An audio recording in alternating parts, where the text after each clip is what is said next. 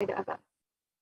And that single thought might be anything, but it always starts from separation, from some kind of negativity that has started from one thought but led to this entire world of extreme negativity that we are seeing in every single direction. And some of us might even feel responsible for what is going on surrounding us, but have no idea how we started it, what happened, and what we can do to prevent it in the future. Understand that violence is much like a virus. Starts out small. It might be something which you feel, yes, that's right, actually. But as it grows, it becomes into something uncomfortable, uncontrollable. And you will not even realize it. Before you realize it, it has literally handicapped the entire population, the global population, separated, isolated, country by country, and has ultimately been the source for so much destruction. The minute we feel that there is something that is separate from us or against us, that minute we are creating that violence. And always the violence, like a virus, is never is always seemingly negligible, meaning you can just probably throw it away and you feel that it's not that important, you don't need to address it right now. But ultimately it grows into something that you cannot control, and you feel at the end, I wish I had have addressed this when I could, when it was under my hand.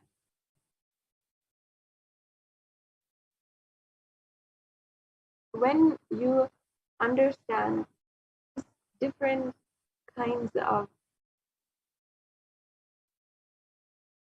these different kinds of streams of thought, how violence is sourced, where it starts from, it ultimately brings solution.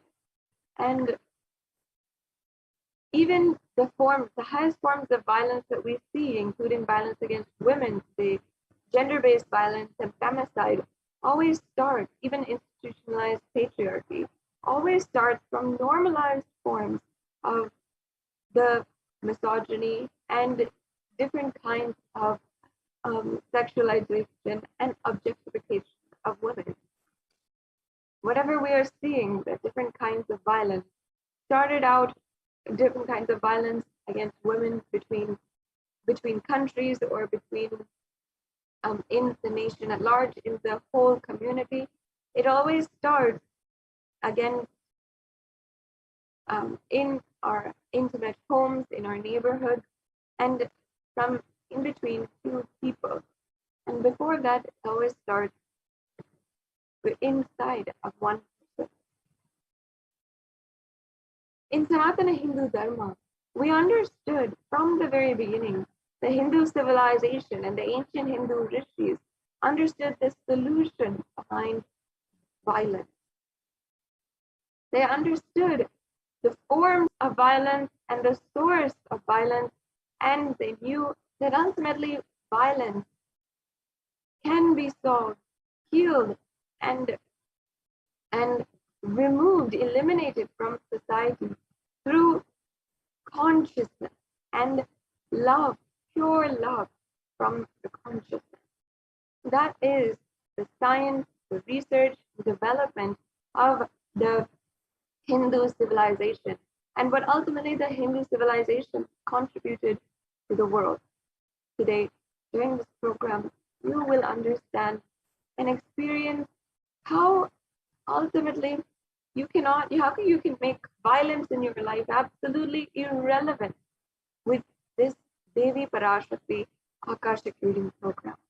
Just because when you relate to the divine, as a mother, all violence simply becomes irrelevant, because you know ultimately you cannot show violence against existence, against life, against the universe, against another person in front of you, against the whole world, against society, especially when you understand that the divine is mother. And when you start seeing everything as your mother, you will understand that you literally belong to existence. You literally came from existence. What's the question? Where's the question of feeling separate, lonely, desperate, or orphan when you are being attended every moment and taken care by your mother, by the divine cosmic mother? In this program, you will experience just that, the shift in cognition between seeing everything around you as a separate and everything around you as something that is separate, and seeing everything around you as your own source, as your mother. And what difference it makes, you'll start to see in your life when you just shift that cognition. If you feel it's too difficult, don't worry. I can assure you that just as with one diksha, one darshan, the cognition that we have around us, that everything is against us, will simply change. And today you'll be experiencing the Bhava Samadhi darshan of Devi Parashakti. The Bhava Samadhi darshan is a way that you can awaken that costless bliss inside of you. The bliss that comes from the enlightenment experience itself, that comes from never being taking granted things in your life. And you will see how it manifests in such an amazing way. I welcome each and every one of you to this program once again, where you can experience even the Kundalini awakening, the awakening of the latent potential energy inside of you. You will see, you can even see up to 1300% level increase in your energy levels, in your inspiration, your newfound inspiration for life every single day. And this has been researched and shown to the world in several different experiments with the Kundalini awakening by the Avatar, by the Supreme Consciousness. And Devi Parashakti is manifesting through the Supreme Consciousness of Hinduism out of her love and extreme compassion for each and every one of us, to grant us boons, to take care of us in every different level of ourselves, and to reveal our past, present, and future, to guide us in this extremely difficult time. I understand that so many of you are going and unable to find solutions. There are so many spiritual solutions, and it is time that we stop looking outside in social institutions or in different kinds of ideas that are presented to us by the society, by the community at large, and start to look in, because that is where it all started first. Today, before we go on to the next segment of today's program, I would like to briefly take a few minutes to introduce to each and every one of you the way that you can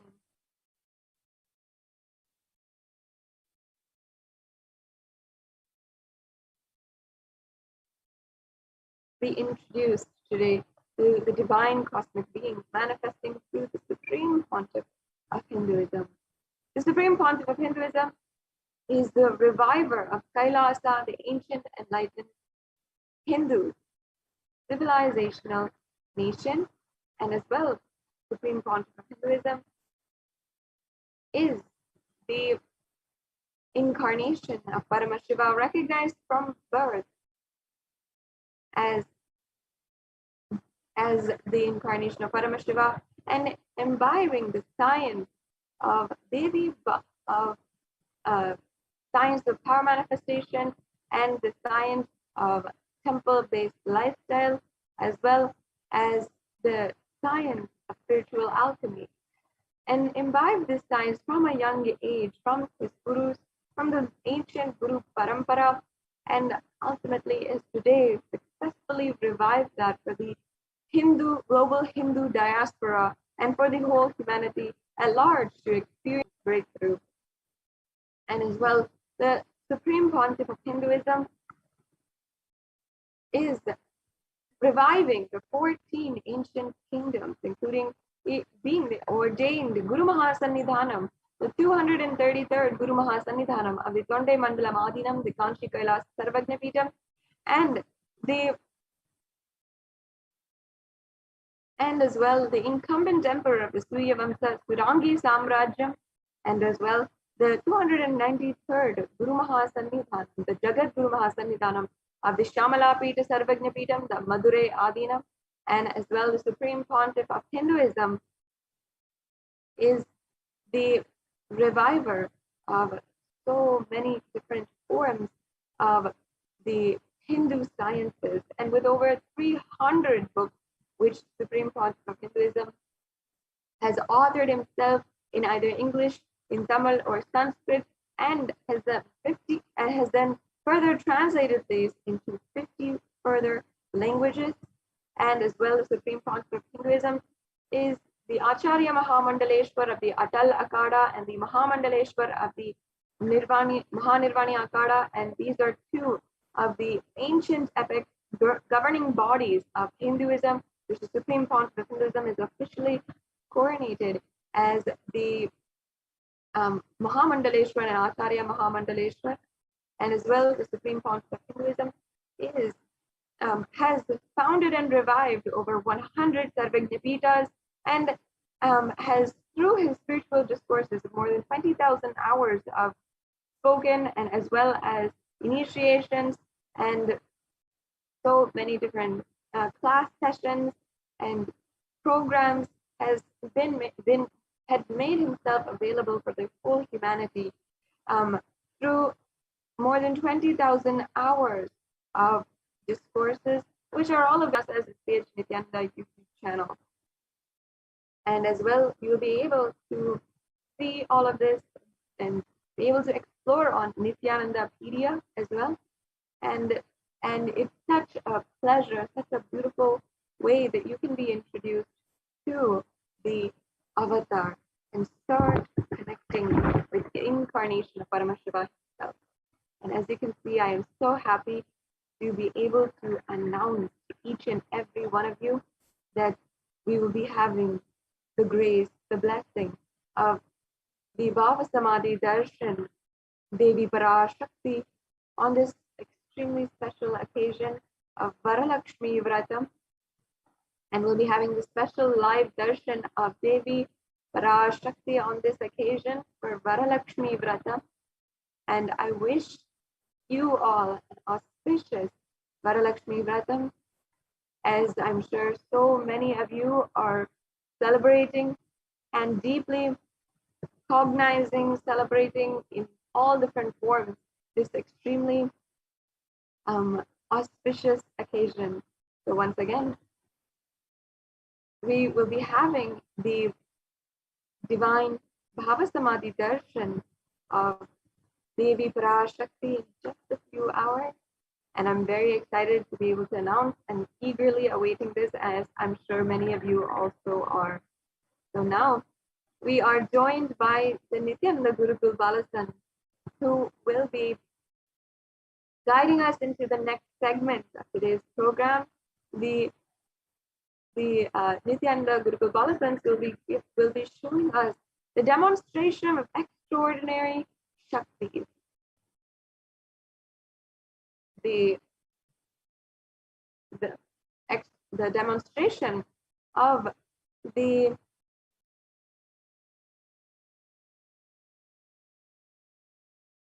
innate superhuman capabilities that each and every one of us have, that each and every one of you have. And after today's initiation, what could even manifest as your reality. So stay tuned, and we will be entering into the next segment of today's program in just a few short minutes.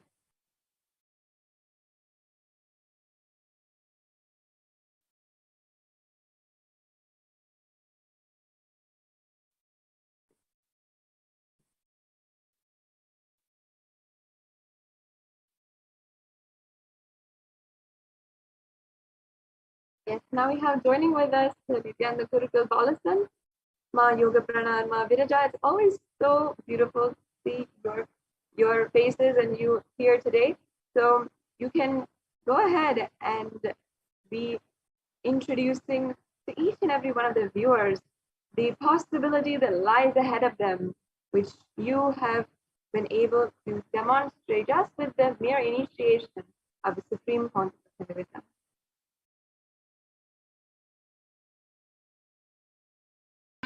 Yes, thank you so much, Panitya Sadashiva Priyananda, for that beautiful introduction.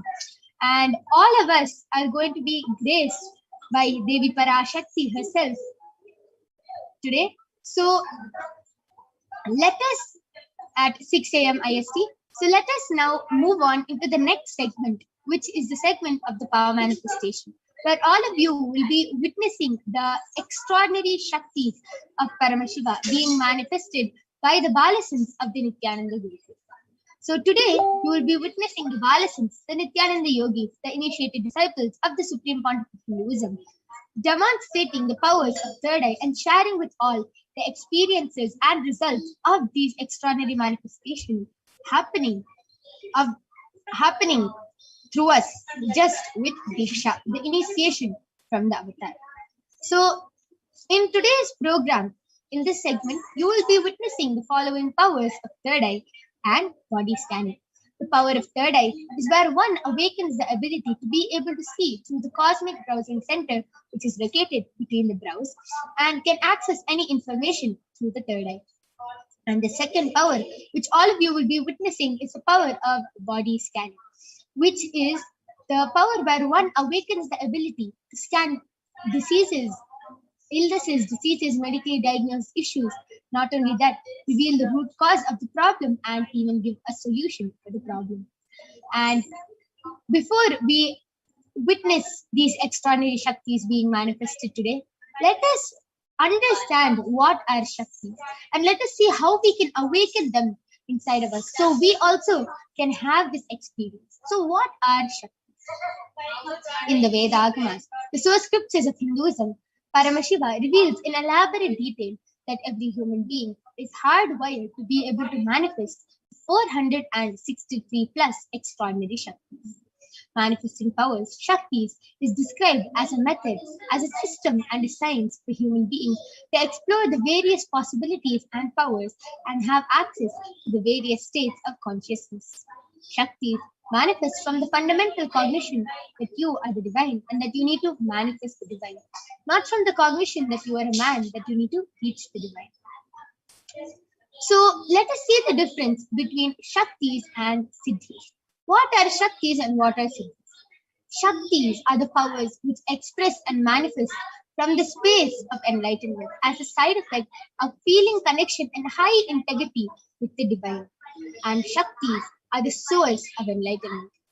Siddhis are the powers that manifest from deep tapas, intense tapas or penance for enlightenment. Siddhis are on the path of enlightenment. Shaktis expressed through ordinary human beings in extraordinary ways, just with the initiation from the avatar. And Shaktis are permanent. Siddhis, whereas, are not permanent and they may divert you from enlightenment.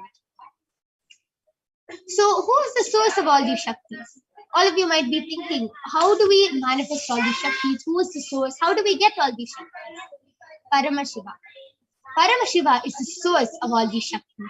He is the primordial divinity in Hinduism, the ultimate reality and cause which is self-effulgent, Swayam Prakasha, all-pervading, unchanging beyond time, space, form, and causality. As the fundamental base of Avyakta, the unmanifest, and Vyakta, the manifest existence, he performs the Panchakritya, or the 5 cosmic acts of Srishti, creation, sthiti, sovereign rulership and maintenance, samhara, rejuvenation, Prabhava, pulling out of delusion, and Anugraha, liberating grace for all living entities. And Paramashivam down in the form of the Supreme Pontiff of Hinduism, Jagat Guru Mahasanidhanam, His Divine Holiness Bhagavan Nithyananda Paramashivam, as the 1008th living incarnation and representation of Paramashiva and the revival of Kailasa, the ancient enlightened Hindu civilization and nation, which is a great cosmic borderless Hindu nation. Ever since the beginning of the civilization, the Sanatana Hindu Dharma has been the cradle of enlightened beings and highly advanced sciences. It is where the science of enlightenment, the science of power manifestation, was lived and taught as a lifestyle. And for the first time in modern day, the Supreme Pontiff of Hinduism, Jagat Guru Mahasanidhanam, His Divine Holiness Bhagavan Nithyananda Paramashivam, is reviving these sciences and transmitting it to the world at a record-breaking speed, which was never accomplished before. And Paramashiva himself has come down and has been recognized as an incarnation at a very young age.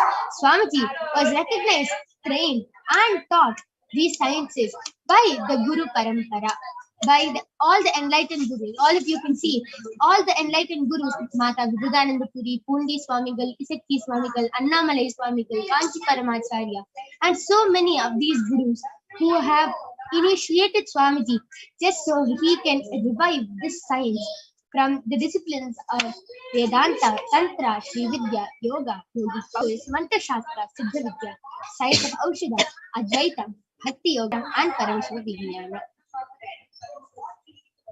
So all of you will be thinking, so how to awaken this divine qualities in each and every one of us? So Swamiji says very beautifully that every jnana, which is the ultimate truth, map into your consciousness, which is prajna, manifest as a power and possibility of every being, which is prajna. So let us now watch a short clip.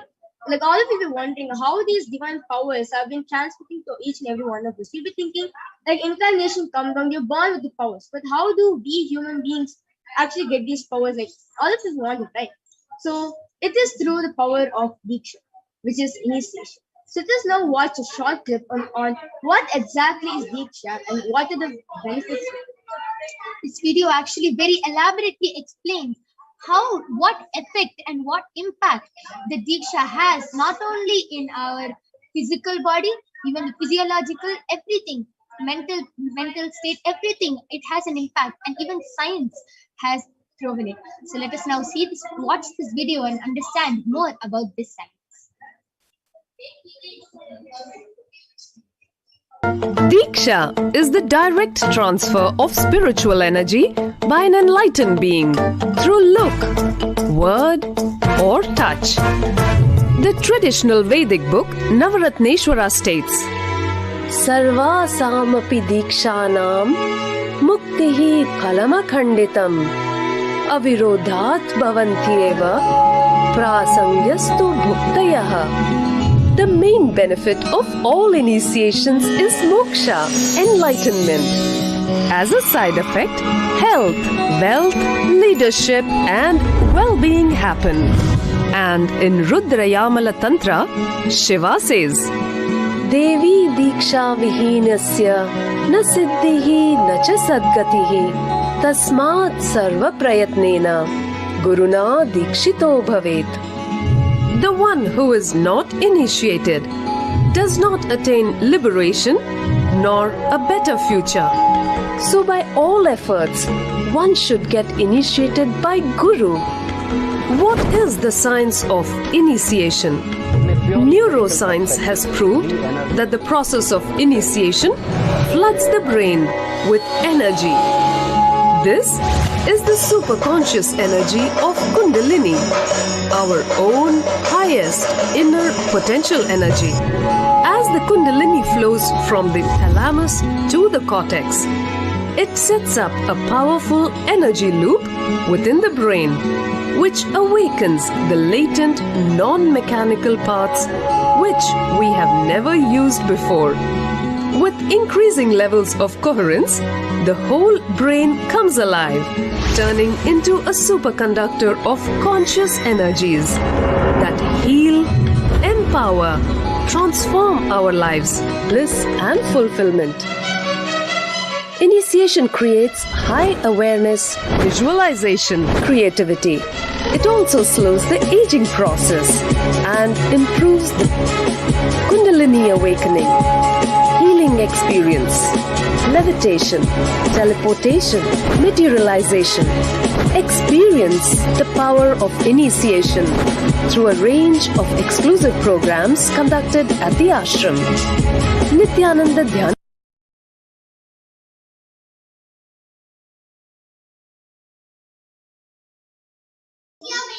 Yes, with a beautiful video which explained very beautifully how the science of initiation has an impact, has an effect on us.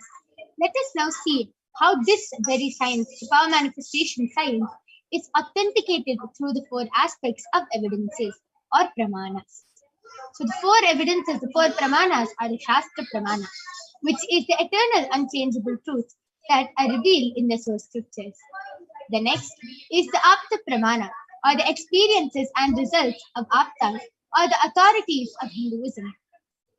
The Vedic rishis and scientists who have time tested and also verified this science. Third is the Atma Pramana, or the account of Swamiji, His Divine Holiness Bhagavan Nithyananda Paramashivam. This millennium's avatar's personal experience of power manifestation.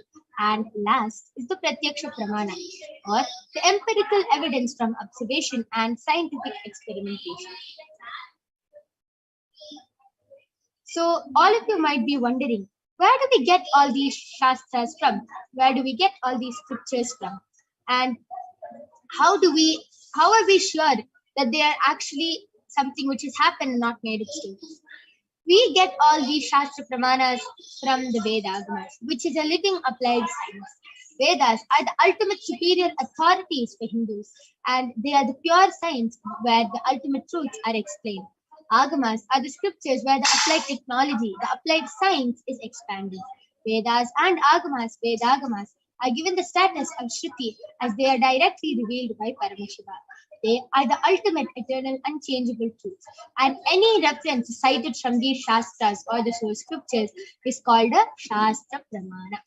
So without further delay, let us get ready to witness an extraordinary demonstration by the Balasans of the Nithyananda Gurukul. So before we move on, let us enter into the Shastra Pramana, which is from the Vijnana Bhairava Tantra.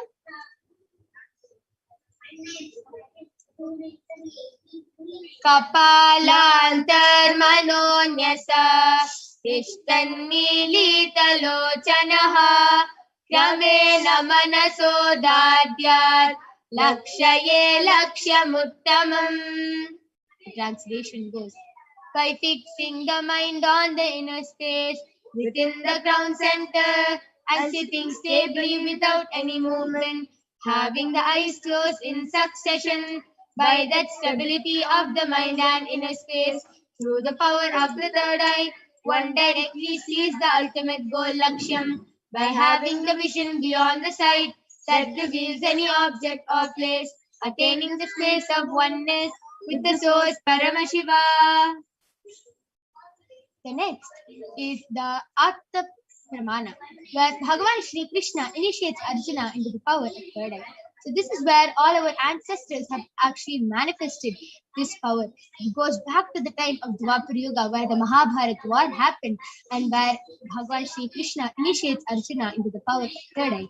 And Arjuna beautifully in the 11th chapter of the Srimad Bhagavad Gita, Arjuna beautifully narrates and describes the complete cosmic form of Bhagavan Shri Krishna as he sees it through the third eye. So Bhagavan Krishna beautifully says to Arjuna, Natu mam shakyase drashtum anenaiva swachakshusha divyam dadami te chakshuhu pashyame yogamaishwaram. The translation goes, but you cannot see my cosmic form with these physical eyes of yours. That were I grant you the divine third eye. Behold my cosmic opulence. And the next is the Atma Pramana, where Swamiji beautifully shares in his own words and the whole Inside and out. third eye power. This is now watch a short clip.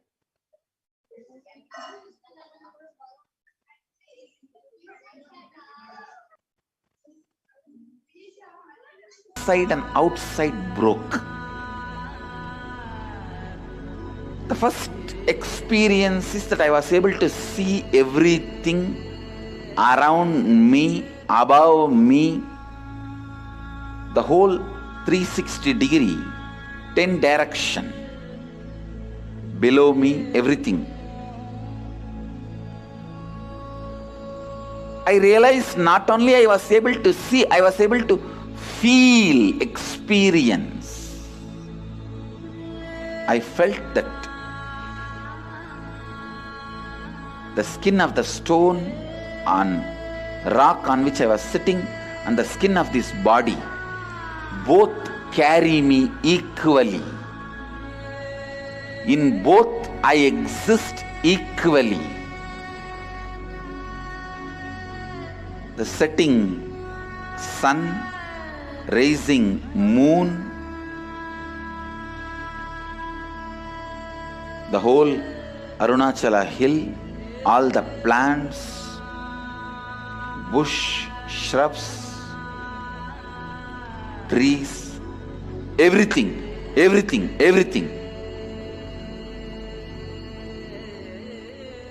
just became so alive. The idea, something is inside.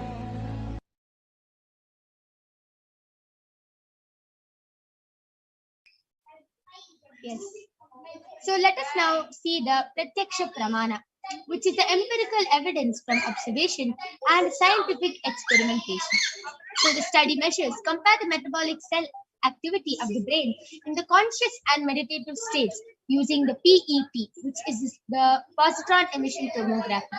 So when doing daily activities, high activity is measured in the brain where the third eye is located, and when Swamiji is in the deep state of Samadhi, only the third eye region is active and almost 90% of the rest of the brain is at peace.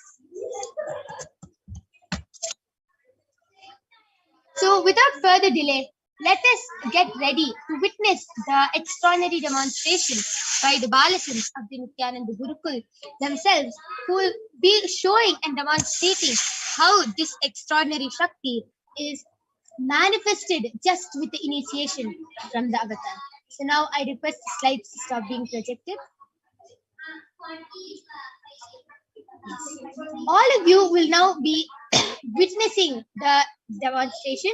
All of you can see I have a medically tested eye band with me, and in front is a complete opaque sheet, and behind is a thick sponge, and you can see that there is no gap under the eye band at all, and there is no possible way of light entering this eye band at any cost.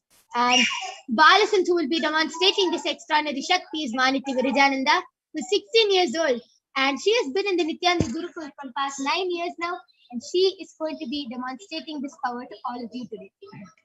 Yes. So now all of you can see I'm unstrapping the eye band in front of the camera, and I am placing it on Mahavirija's eyes.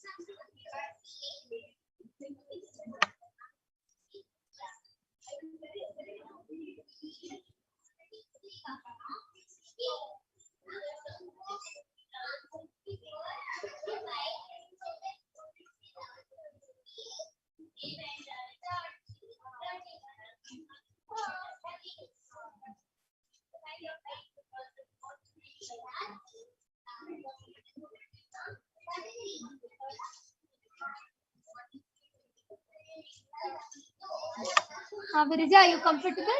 Yes. Yes. So as all of you can see, Mahavirija is completely comfortable with the eye band, and there is no possible way of light entering. I request you to turn to your right, left, up, and down. Yes. So you can, all of you can see that there is no possible way of light entering the eye band. And now I request the YouTube comments to be projected.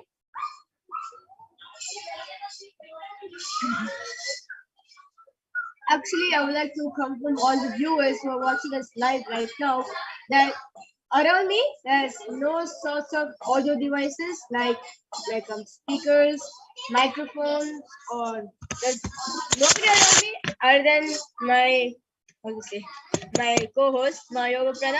Yeah, only she's there. Actually, she can authenticate by saying that yes, there's nothing around me. Only a projector where I'll be reading the comments live. Yeah. Yes. So, Mavirija, you can go ahead and start reading the chats from the comment section. I request the comment section be scrolled down a little bit. Yes. So the latest comment which is posted in Kailasa's HDH Nithyananda YouTube channel is posted none other than Ma Nithyananda, and she has posted blessed and beautiful browsing center blossoms and blooms and I and a full stop. Nithyananda Mavirija and smiley face. Yes, Nithyananda, nice to see meet you back again. Yeah. Yeah, so you're an everyday customer. Yes. And Ma Virija has correctly read out whatever Ma Mahajalandhara Sitananda has posted in the chat section. And all of you can see how Ma Virija was so confident with what she read. There was no doubt, oh, I think it is this or I think it is this. She was very confident. Mahajalandhara Sitananda has posted this and this is what emoji she has posted. So she was very confident about it.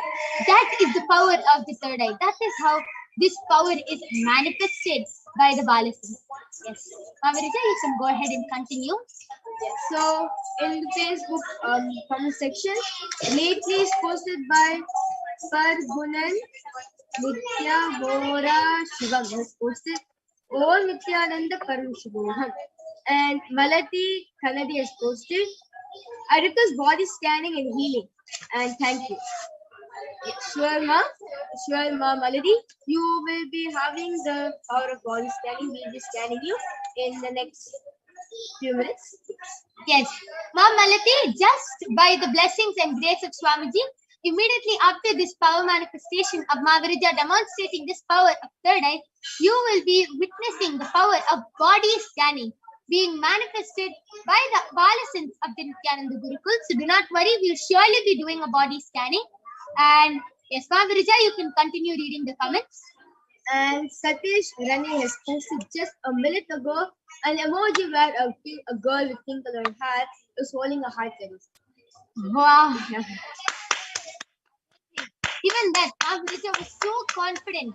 And it was just whatever Paramashiva reveals, it is just a trust with Paramashiva. Yes, Mavirija, you can continue reading. Yes, Salim G has Nithyananda and a Namaskar emoji and 2 hearts and a mushroom and a girl with dark skin.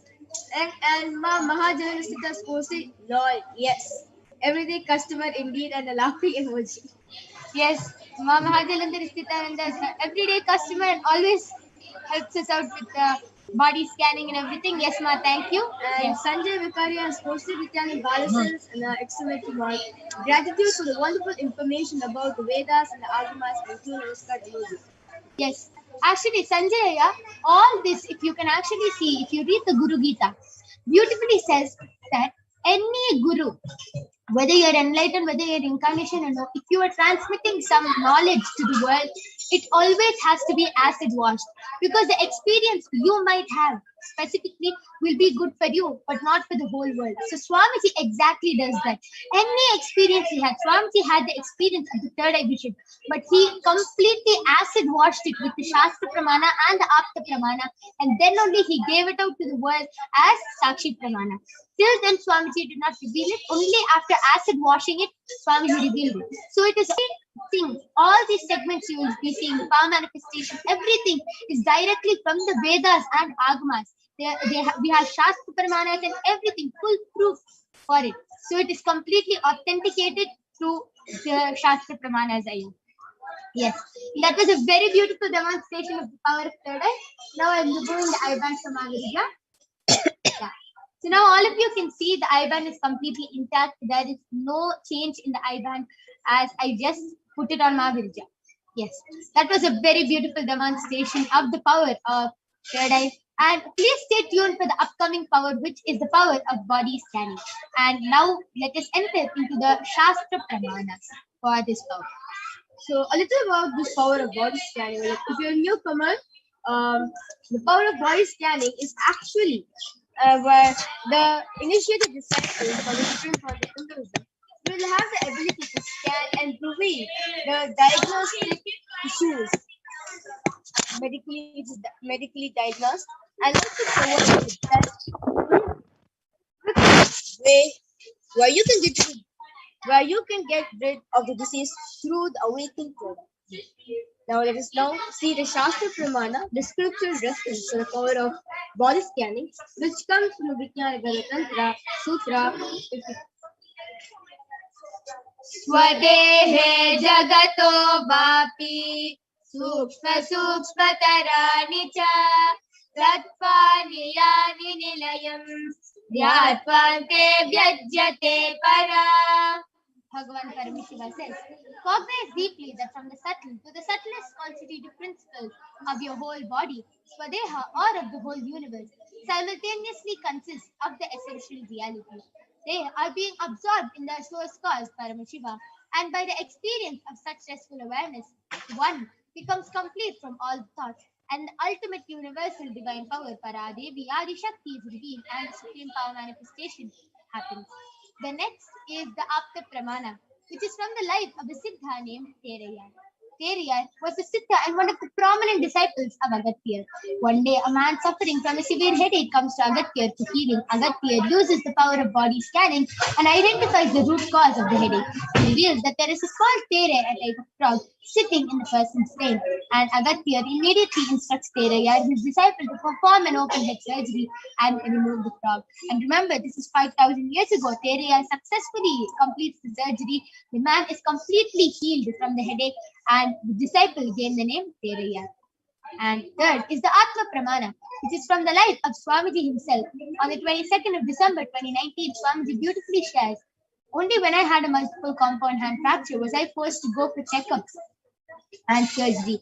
And at that time, I detected heavy metal quantity in different organs of mine, and it was revealed that I had been poisoned without our knowledge. I immediately used diagnostic methods instead of medical facilities to study the body condition due to the poisoning.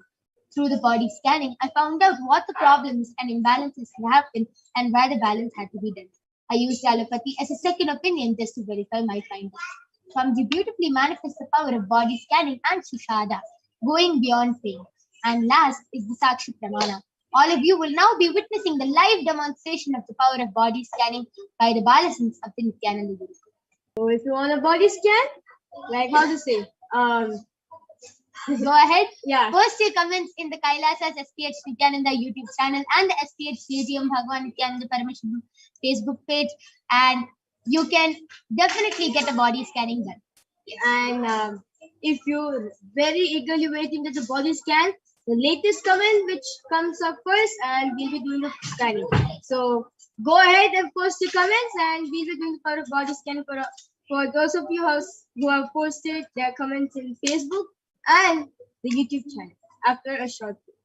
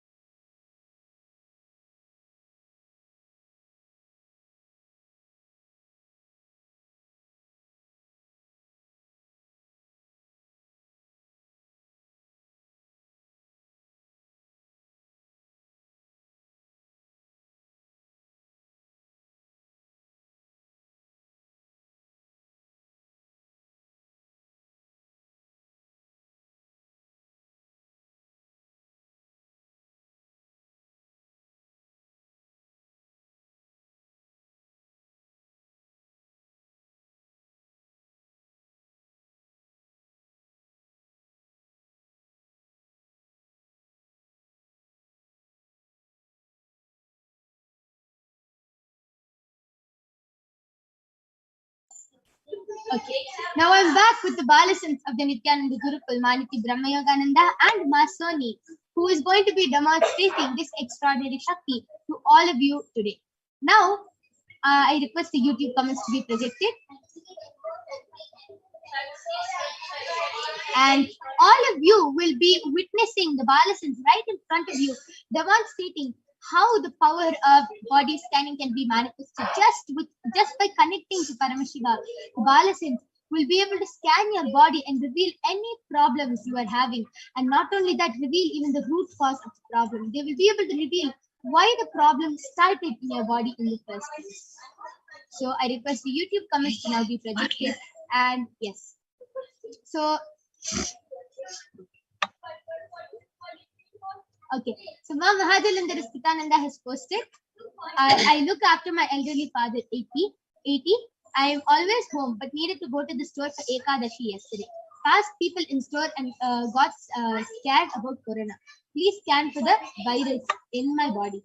Yes, ma, we'll surely be doing a body scanning. As yes, Swamiji has initiated all the Balasans into the power of scanning whether the person has COVID-19 or no.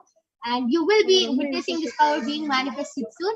Till then, Ma Brahmayoga will be doing a body scanning and revealing any problem that Paramashiva reveals in the body. And Chalinji has requested for body scanning. And before that, can we move on to the Facebook comments?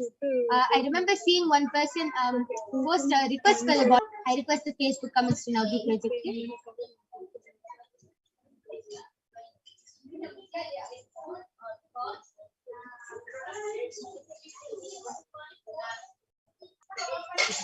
So Ma Malati has requested for a body scanning. So you can do body scanning for Ma Malati, Asoni. And yes, I request the Facebook comments to be scrolled to the above previous comments. I request the previous comments in Facebook to be projected.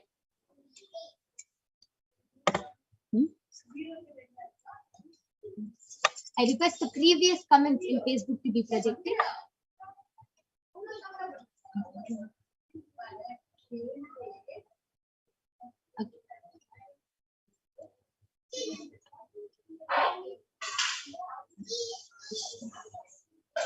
Okay, we can go back down to the latest comments.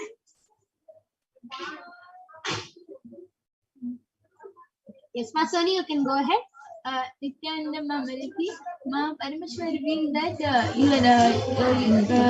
you need really lots of water in your body. Ma, you are having stomach ulcers.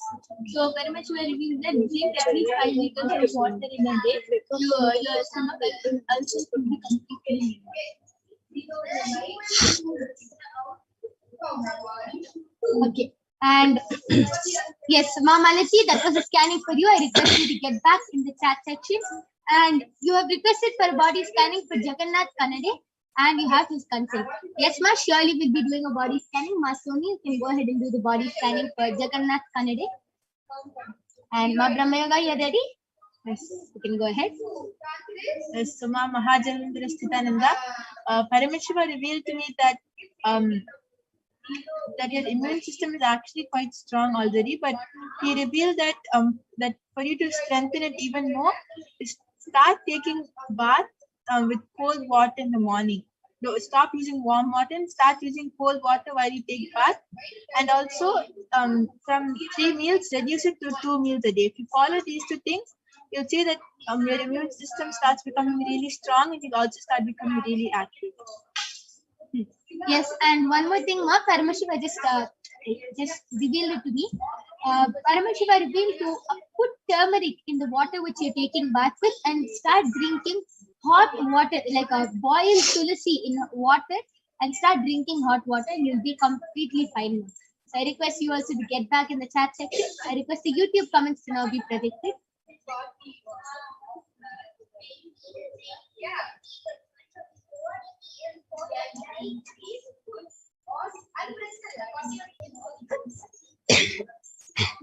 Okay. Yes, now Soni, before you go ahead, Paramesh Arumugam has requested for body scanning. Brahmayoga, you can do a body scanning for Paramesh Ayya. Nithyananda, I did a body scanning for Jagannath Kannade. Paramashiva revealed that you are having cavity in your teeth area. So Father Parameshwara is telling us to brush with Parashakti twice a day. Once when you get up, and second time when after eating, after having your last meal, and in the last brush with Haridaki after having all your meal. And second thing, Parameshwara revealed that your this neck, reach and bone is really weak. Yeah, Parameshwara revealed that you have to do a massage with mustard oil, warm mustard oil. Okay, yes, and I request Facebook comments to be predicted. This was for Jagannath. so Ma Malati, I request you to get back. Ma Soni just revealed the body scanning for Jagannathaya, and yes, and yes, Ma Brahmayoga, you can also go ahead. Yes, so I did the body scanning for Parameshaya, and Aya Parameshwara revealed to me that Parameshwara revealed to me that kidney stones are starting to form in your body. So what you should do is immediately start taking castor oil and tulasi water. 1 cup of tulasi water and 1 tablespoon of castor oil with hot water. If you follow this solution every day, the kidney stones will automatically break and dissolve, and you'll be completely fine. So that was beautiful scanning. Paramesh Arumugamaya, I request you to get back. And Sanjay Vikariyaya, Ma Soni is doing the body scanning for you. So yes, you can go ahead. Nithyananda Sanjay, Aya Parameshwara revealed that you are having really weak immune system. So Parameshwara revealed that to build your immune system. Immune system. Take green juice in the morning, the empty stomach, and have castor oil also. Yes, that was a very beautiful body scanning. Yes, so I request all of you who have gotten the body scanning to get back in the chat section and share with us whether you were able to relate with the scanning. And Paramashiva has beautifully revealed this through their third eye, and they have even revealed a solution and what to do to solve this problem. See, if you have any problem, you go to the doctor, right? And example, you have a cough or something, you'll go to the doctor, and the doctor will diagnose you with some problem, cancer, disease, whatever. And the doctor can give you medicines. But the one thing which the doctor can do is reveal the root cause of the problem. Why that problem started in your body. All of you know, our body is very mysterious, as we have just a small cancer can be related to the HDH you're holding, the self-hatred you're holding inside of you. And any disease you have or any skin problem you have can be related to mother incompletion or some childhood incompletion. So our body is very mysterious, and the one thing which the doctor cannot find out is the root cause of the problem. And the speciality of the third eye is that the third eye will reveal the root cause. Sometimes you will not be able to even relate with the body scanning. But Paramashiva reveals something completely different, because he is revealing the root cause of why the problem even started in your body in the first place. And for that, Paramashiva reveals a solution.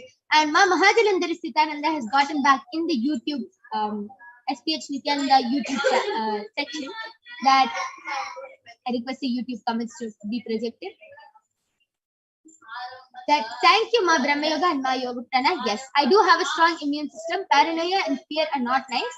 I tend to have warm showers, so now we'll do cold bucket bath and add turmeric to it. And she has also gotten back telling me also drink the tulsi water. It's been in my mind recently to do that. I'm still getting my gut fixed, but once it's back on track, I will do 2 meals or even 1. Okay. Yes, Ma. Just follow whatever Paramashiva reveals, and you will be completely healed. And remember, Swamiji is always there protecting you. So don't be in the fear or anything. Trust Swamiji always. And Ma Sanjay Vikari Ayya has gotten back telling thank you. Paramashiva's advice will be well followed. Yes, thank you Ayya for getting that. And Paramesh Arumugam has gotten back telling thank you. Yes, we thank all of you for getting back. And now it's time. We are going to be concluding this session. And we thank all of you for joining us in this segment of the Power Manifestation. And you can always join back every day at 2 a.m. IST, to witness this manifestation segment. The extraordinary Shakti is being demonstrated, and please stay tuned as a special live Bhavasamadhi darshan of Devi Parashakti herself at 6 a.m. IST 20th August and 5:30 p.m. PST 19th August. So we thank all of you for joining us. Thank you, Nithyananda. We'll be having Ma Madhura joining with us, who will be teaching all of us about the divine feminine consciousness and who is Devi Parashakti and much more.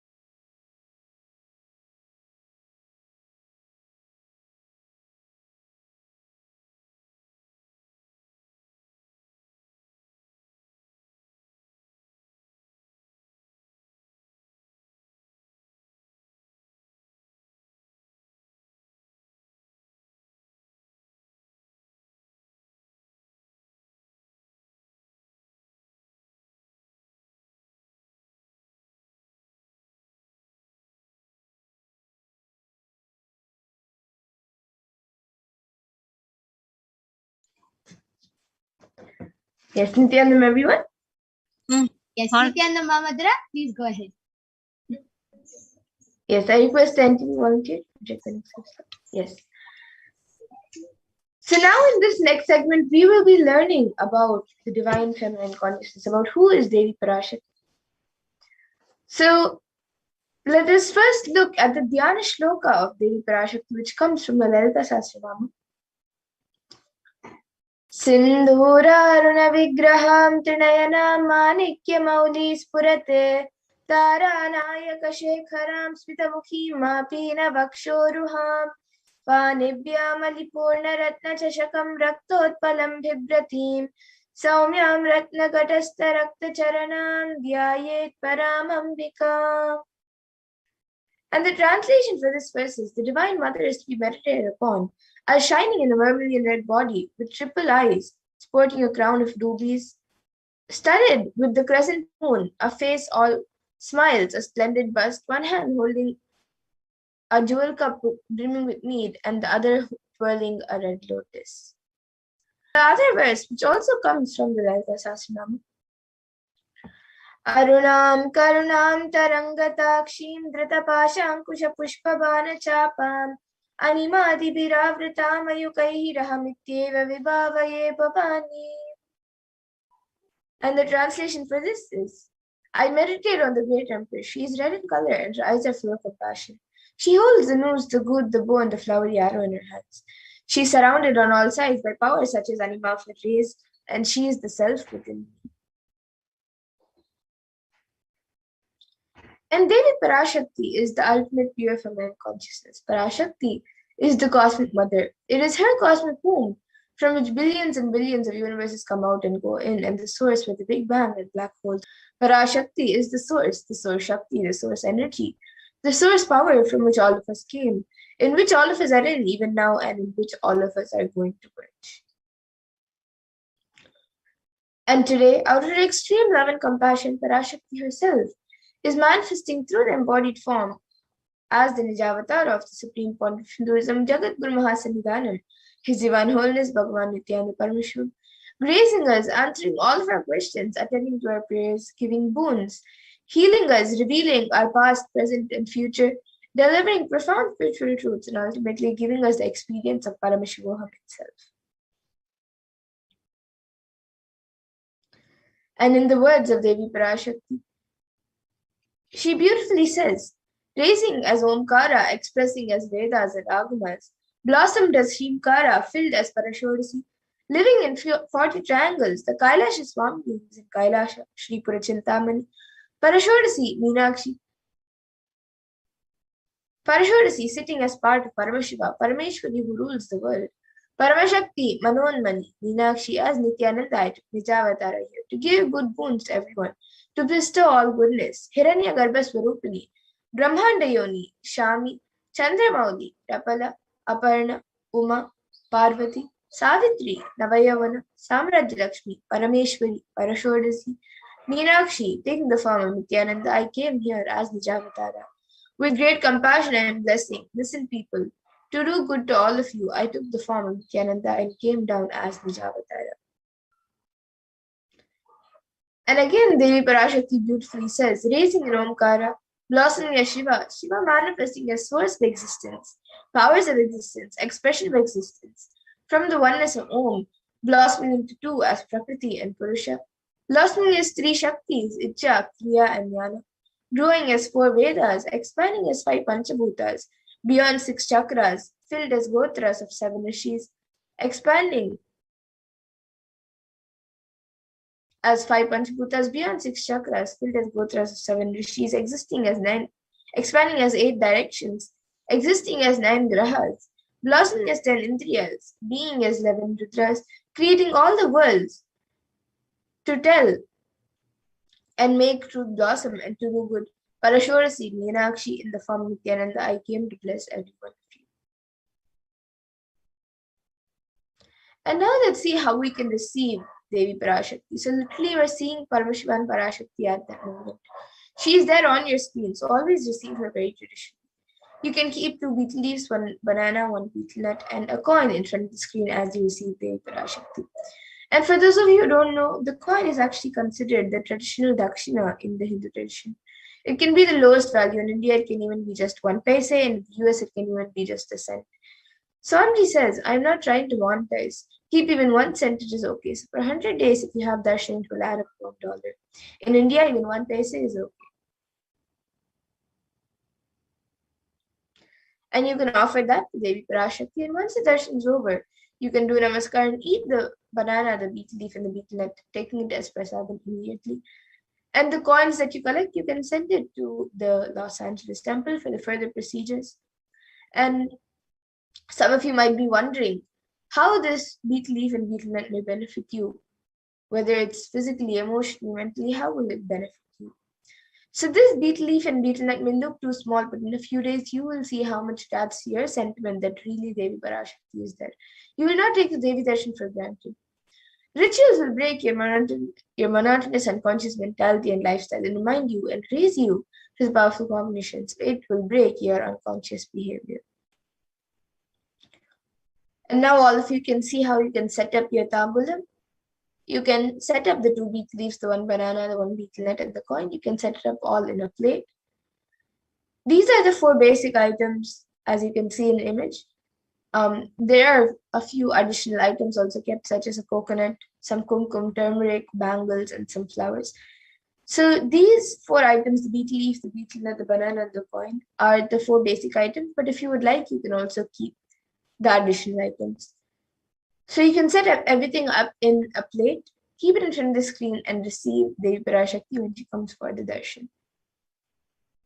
And with that, we come to the conclusion of this segment where we have learned who is Devi Parashakti and how you can receive Devi Parashakti when she comes. So with that, we'll now be moving to the next segment of this program where we will be seeing what Devi Parashakti has revealed in the Akashic reading and how important it is for all of us to understand, internalize, and follow what Devi Parashakti has revealed in the Akashic readings.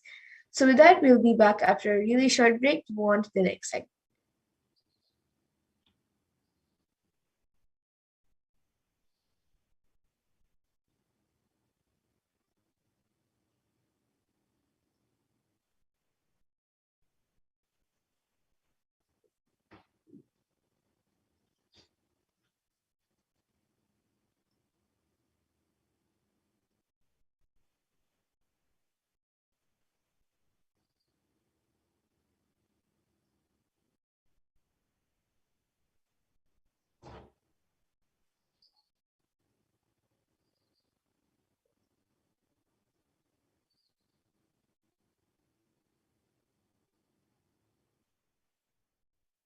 I mean by the word e-Kailasa?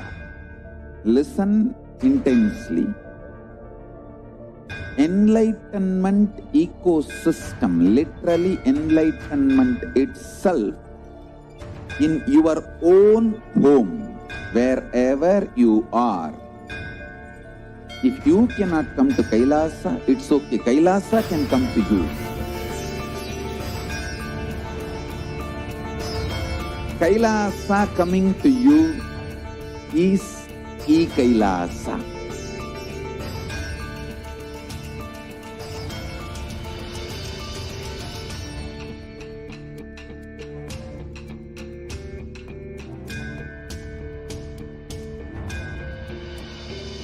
I will revive Hinduism.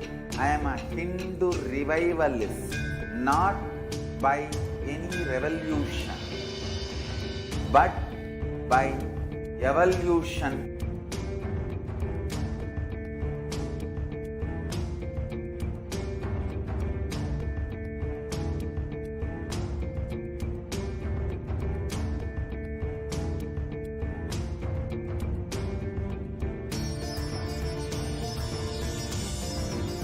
And setting model communities.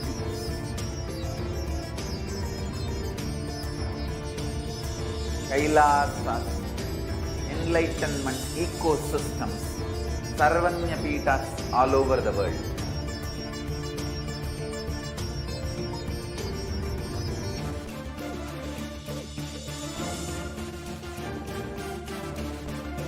All powerful cognition, knowledge, only when you live, power manifestation and possibilities manifestation happens. This is a fundamental truth.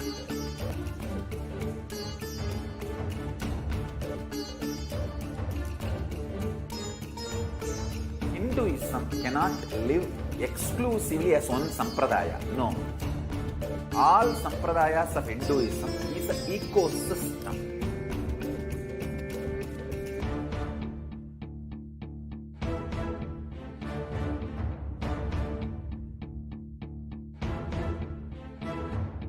So don't keep quiet thinking that if one sampradaya is attacked, only that sampradaya is going to be affected.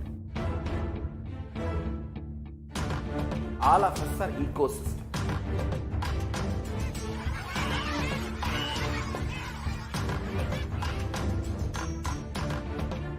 I invite all of you to get involved and enjoy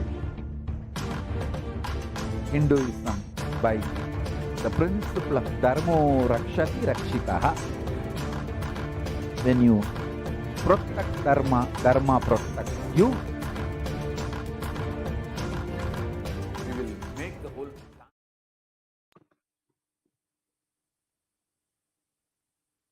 Nithyananda, welcome back, dear viewers. Now we will be entering into the next segment where we will understand some of the revelations made by Devi Parashakti for humanity.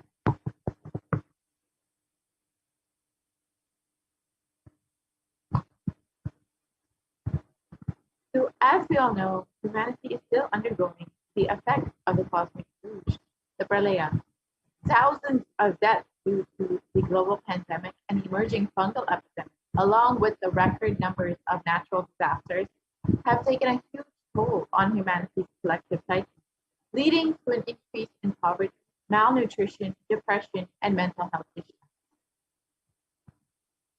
So what has caused this? Who is behind it? How could this have been avoided? What is the solution for this? In this segment, let us go through an analysis of Devi Parashakti's revelation on the cause and solution for this pralaya. As all of us know, over 4 million people have died over the course of this pandemic, and over 175 million people have been infected with COVID-19, and the worst affected countries are the US, India, and Brazil. And the number of COVID cases in India alone has crossed well over 29 million.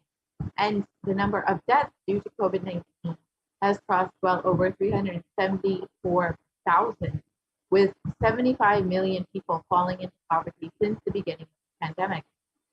Now, these numbers are considered to be severely underreported, so the actual situation could be much worse than what we know. And India is not just suffering from this global pandemic, but the suicide and mental health issues as well. India is the sixth most depressed country in the world. And 6.5% of the population is suffering from some form of mental illness. And there is a rate of 10.9 for every 1 lakh people with suicide. And suicide is one of the biggest causes of death among the age group of 15 to 24 years. India is not just suffering from this ongoing pandemic, but several natural disasters have been affecting the country, including the cyclone in Kerala and recently the floods in Maharashtra. And as this pandemic continues on, there is a serious cause for concern for the third wave, which is to come very soon. So how could we have prevented this? How could we have avoided all of this? Baby Parashakti revealed on the 31st of May 2021 the reason for this ongoing. Let us listen to that message.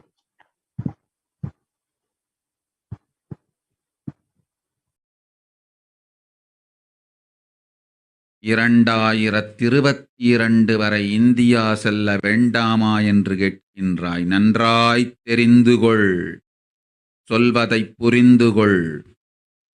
இந்த பெருநரகமான கிருமி போஜனம் இந்தியாவிற்குள் வரக்கூடாது என்பதற்காக 2020 பாரதம் முழுவதும் 12 ஜோதிர்லிங்கமும் பாத யாத்திரை செய்திடவே என் மகன் மூலமாய் திட்டமிட்டிருந்தேன்.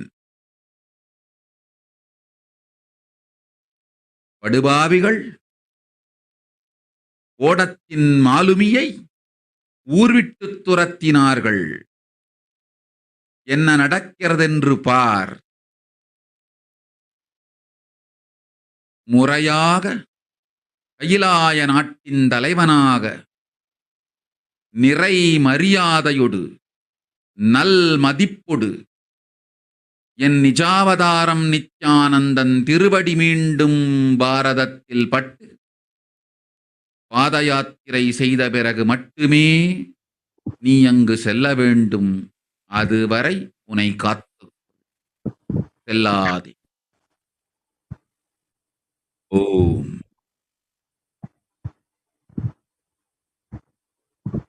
So let us look at the translation of Devi's revelation. For this huge Devi Bhojanam, hell not to come to India. In 2020 itself, I had planned to do the Padayatra throughout India and the 12 Jyotirlingas to my son Swami. They chased the captain of the ship out of the country. See what is going to happen.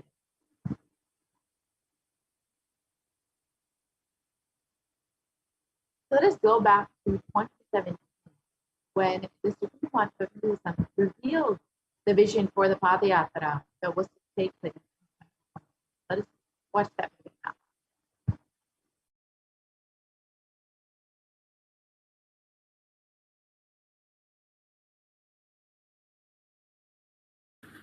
Want to do 1 year Padayatra specially for this purpose in 2020. 2020, planning for a full year. I'm going to walk from Rameshwaram to Amarnath.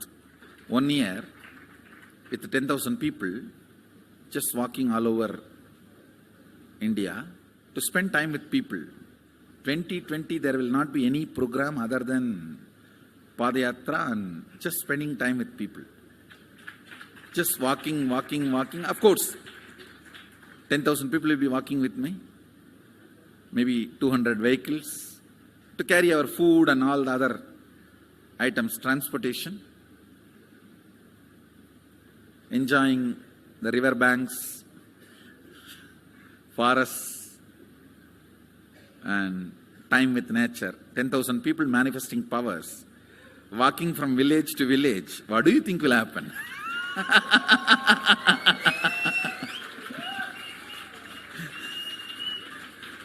The scene of Buddhism spreading will be repeated now.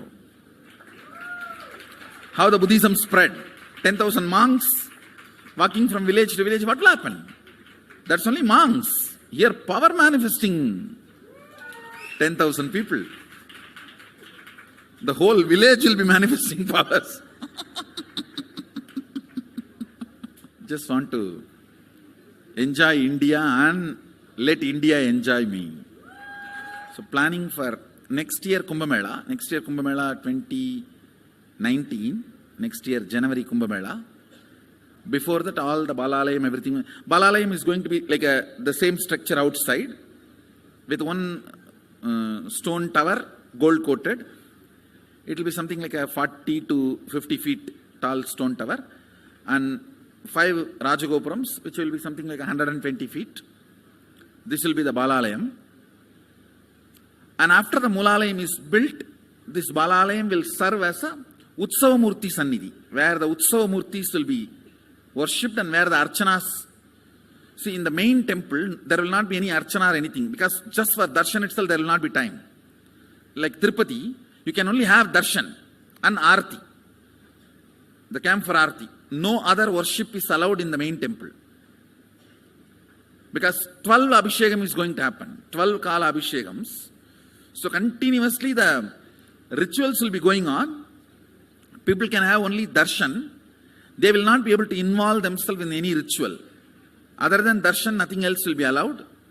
So all the Archana, all the other offerings, like people will offer the Archanas and other, everything will be done to the Utsava Murti, which will be kept in the Balalayam, the present Balalayam, the present structure.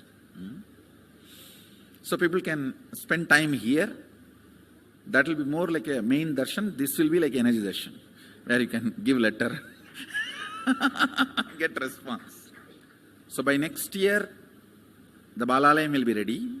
So 2019 full year, I will be conducting the programs and everything. 21 full year, Padayatra, walking. From next year, Jayanti, means 2019's Jayanti to 2020's Jayanti. Full year, Jayanti to Jayanti will be Padayatra. Before that, we will make 10,000 people power manifestors. It will be sannyasi, brahmachari, grihastha, all put together. 10,000 people will be walking. What a scene it will be. I think that is the only way the revival of Sanatana Hindu Dharma. And Supreme Pontiff Hinduism revealed the vision for the Padayatra to take 10,000 power manifestors from Kanyakumari to Kashmir and to meet people where they are, to allow them to see the Supreme Pontiff of Hinduism, be blessed by him. And the Supreme Pontiff of Hinduism was ready to give any solution for any problem for every single person, whether it's physical problem, mental problem, psychological problem, emotional problem. The Supreme Pontiff of Hinduism was ready to attend to people where they are.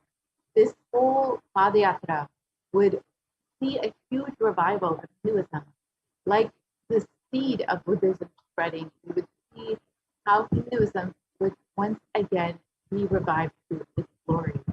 And since the age of 10, the Supreme Pontiff of Hinduism has been enriching people and preparing them for this Padayatra, to save them from this pralaya, and to bring the superconscious breakthrough to humanity.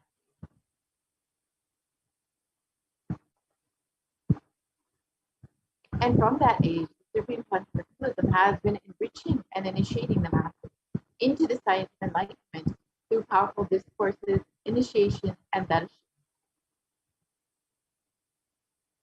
So over the next few slides, we will see some of the programs that the Supreme Pontiff of Hinduism has been conducting over the past 26 years and blessing people with. Here you can see in Vellore, Tamil Nadu in 2005.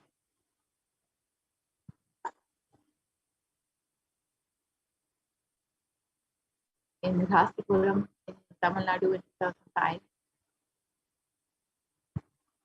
In Namakkal in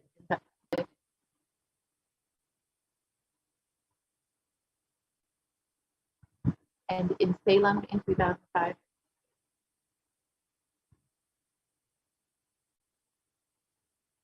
The Nithyananda program in Italy.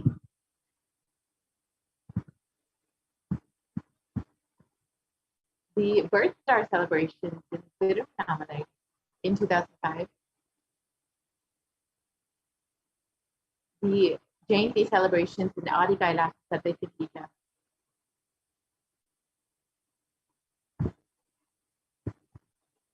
The Jayanti celebrations in Tiruvannamalai.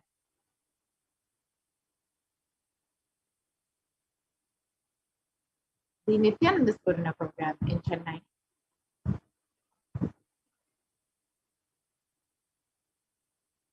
The Guru Purnima celebrations in the Adi Kailasa Satyajita. And each of these photos, you can see how many people are in attendance, how many people from different various backgrounds who are being blessed into the science of enlightenment. The Bhakti Spurana program, the Dhyana Spurana program, the Little Anandas program, which was blessing the youth into the science of enlightenment. The Saptayagam, which was Salem, which was a series of homas conducted by the Supreme Constitution, where he also guided disciples into the same homa. You can see the photos of the Supreme Constitution himself conducting the homas, as well as blessing people and guiding them into the same homa. This was a huge offering to humanity. And the Nithyananda Spurana program in Adi Kailasa Satyajita.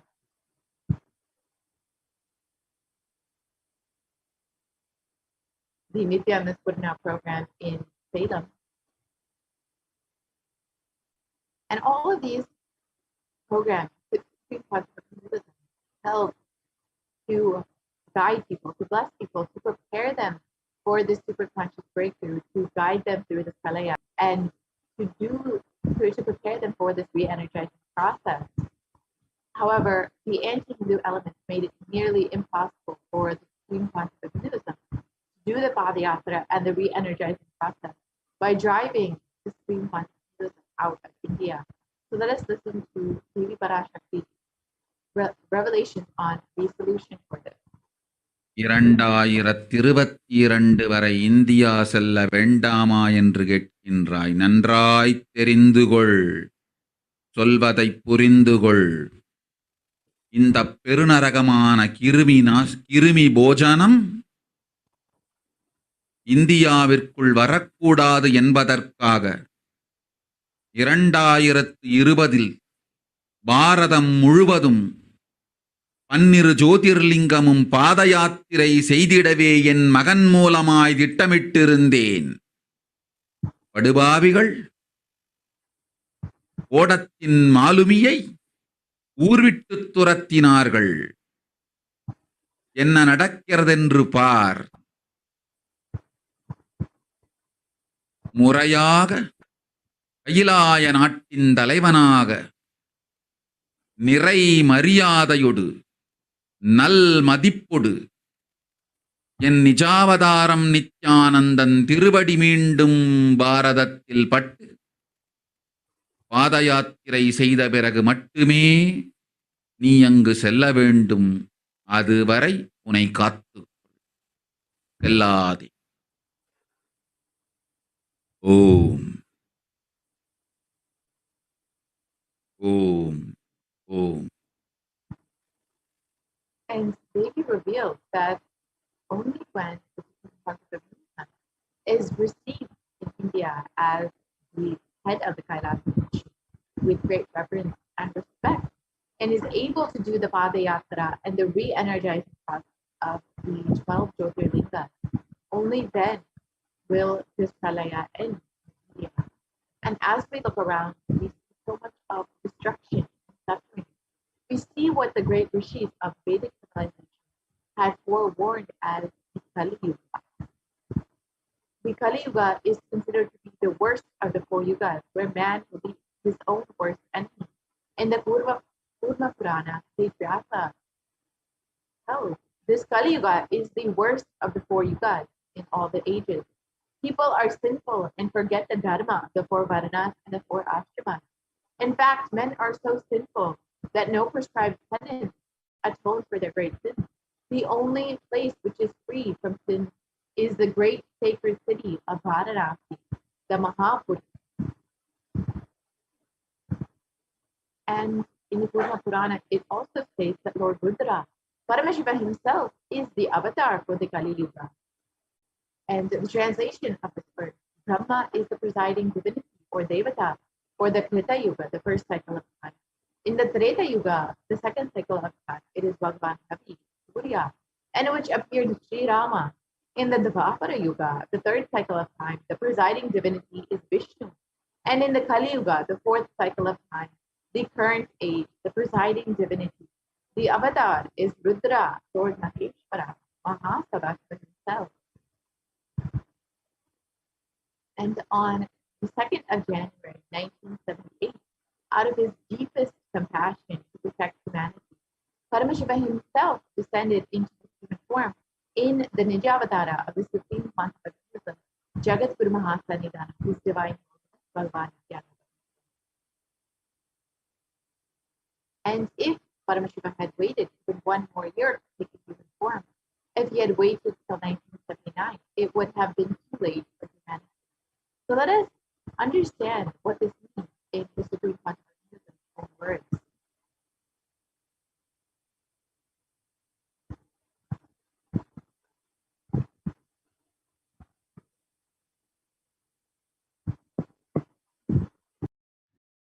And I tell you, O Hindus, don't be afraid. I am back with the same science.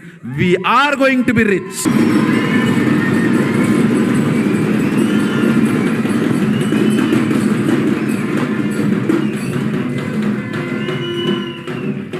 It is not lost. Just the last minute climax. Before it was going to be put off, have happened.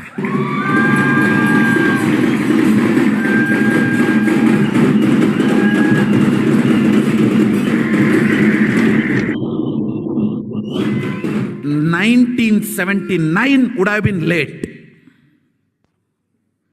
1979 would have been late. If I had time, I would have sent only ambassadors. Because no time, I have to get up and come directly.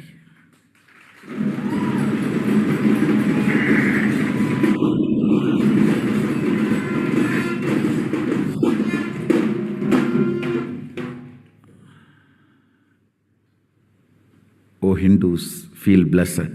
Science is not dead. It is available. I have everything needed to bring that science back to life and establish its legitimacy.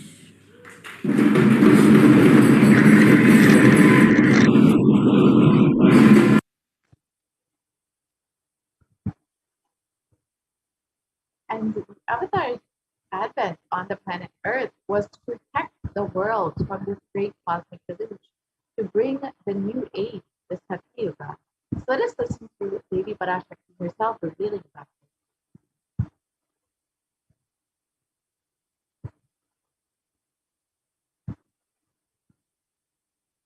ஓம் ஓம் ஓம் உலக மக்களே கேளுங்கள். கலி முற்றி கலி கழிந்து புதுயுகம் சத்தியயுகம் புறப்பட வேண்டிய காலம் வந்ததனால் வந்திருக்கின்றது இந்த பெரும் பிரளயம்.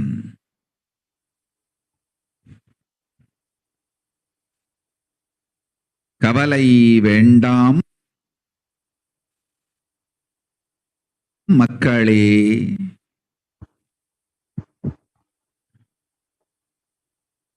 நித்யானந்தன் வடிவம் தாங்கி நாமே இங்கு வந்திருக்கின்றோம். நித்யயுகம் செய்வோம், நித்யயுகம் சத்யயுகமாய் மலரும் இங்கு. ஆனந்தமாக இருங்கள்.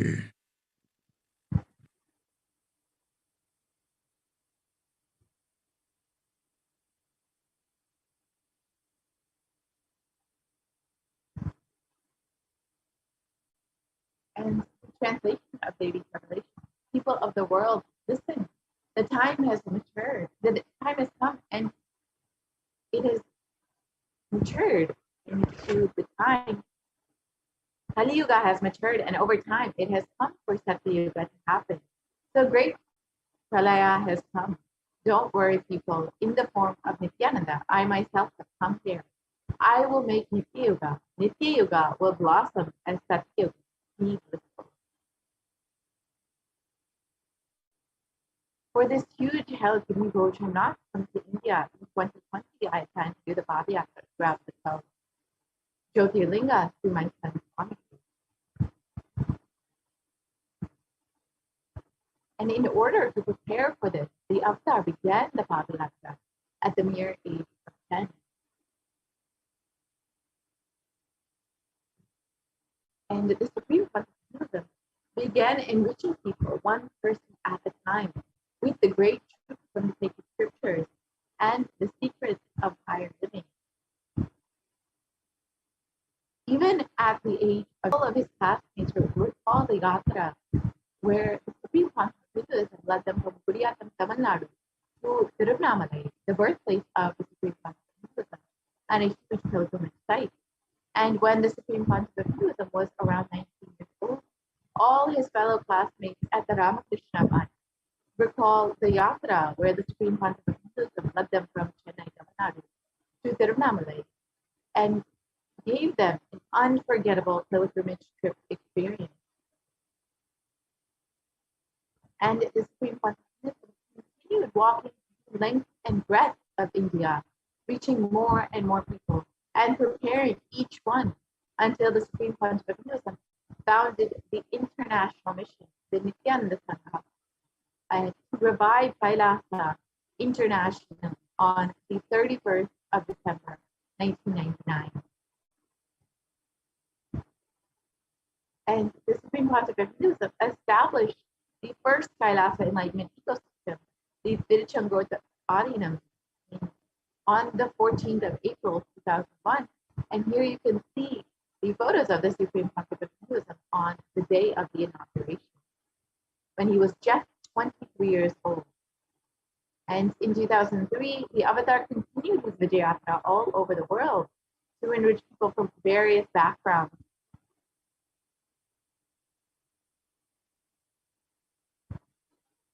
And the Supreme Consciousness intensity and dedication for the people, even among crowds who do not understand English, the Supreme Consciousness voice resonated deeply with each being and moved each one to tears.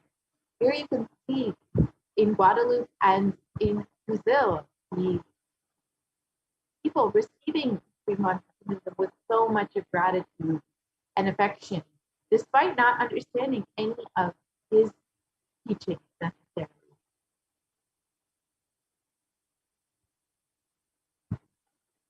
And in 2004, the Avatar led his disciples on the first Malayan Yatra, visiting temples, delivering satsangs, and initiating them into the super-conscious breakthrough. And subsequently, the Avatar personally organized and led yearly yatras and guided individual souls, not just to physical spiritual sites, but to eternal spiritual realms.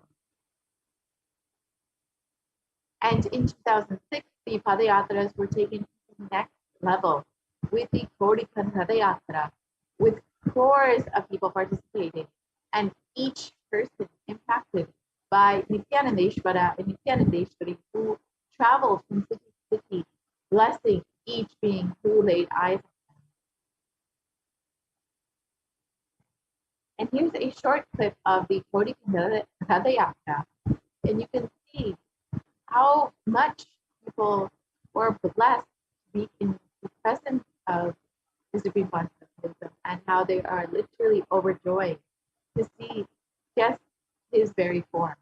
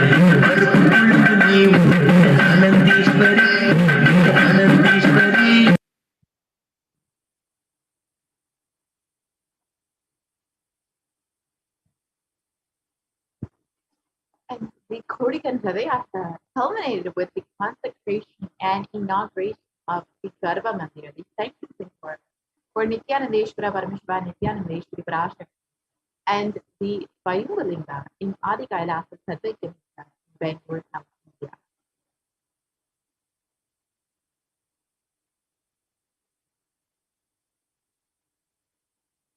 And these deities were energized as Archapatas, to radiate the energy of Paramashiva and Parashakti to create Adi Kailasa Sadhya as a ship to save humanity from this upcoming Pralaya and to bring them into the new age, the Satyuga. And the Supreme Concept of Hinduism created innumerable spiritual energy centers throughout India as safe havens during this great deluge. And here are just three of them: the Kailasa in the Chandur, the Adi Kailasa Satyakimsa, and the Kailasa in Hyderabad. And in 2008, the Avatar created and energized the Nithyananda Vaidya River with the Anandalingam, which would protect anyone who bathed in its waters from the deadly COVID-19. Let us watch a short clip of Supreme Concept of Hinduism performing Akashic for the Anandalingam.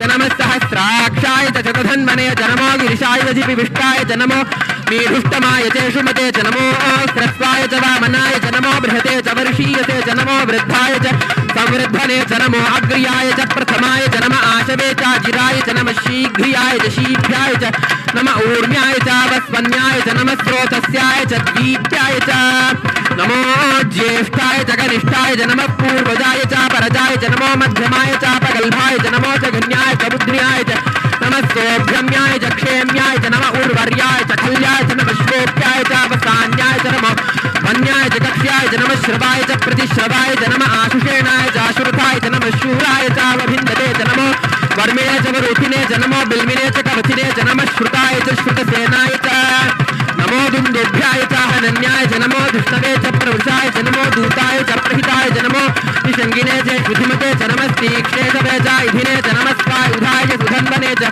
नमः श्रुत्याय च पथ्याय च नमः काट्याय च नीप्याय च नमः सूर्याय च सरस्याय च नमो नाद्याय च वैशन्ताय च नमः कूप्याय च भट्याय च नमो वर्ष्याय च नमो मेघ्याय च विद्युत्याय च नमः ईर्ध्याय च तप्याय च नमो वात्याय च रेश्म्याय च नमो वास्तव्याय च वास्तुपाय च ओम नमः सोमाय च रुद्राय च नमः ताम्राय च अरुणाय च नमः शंगाय च वशुपतये च नमः उग्राय च भीमाय च नमो अग्रे बधाय च दूरे बधाय च नमो हन्त्रे च हन्यसे च नमो वृक्षेभ्यो हरिकेशेभ्यो नमस्ताराय नमः शम्भवे च मयोभवे च नमः शंकराय च मयस्कराय च नमः शिवाय च शिवतराय च नमः तीर्थ्याय च पूल्याय च नमः पार्याय च वार्याय च नमः प्रतरणाय चोत्तरणाय च नमः आदार्याय च लाद्याय च नमः षष्ट्याय च फेन्याय च नमः सिकत्याय च प्रवाह्याय च नमः ईरण्याय च प्रपथ्याय च नमः किगंशिलाय च क्षयणाय च नमः कपर्दिने च पुलस्तये च नमो गोष्ट्याय च गृह्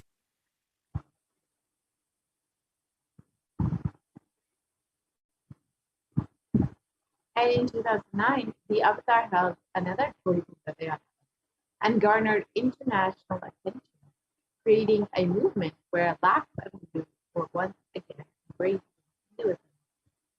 Let us watch a short clip.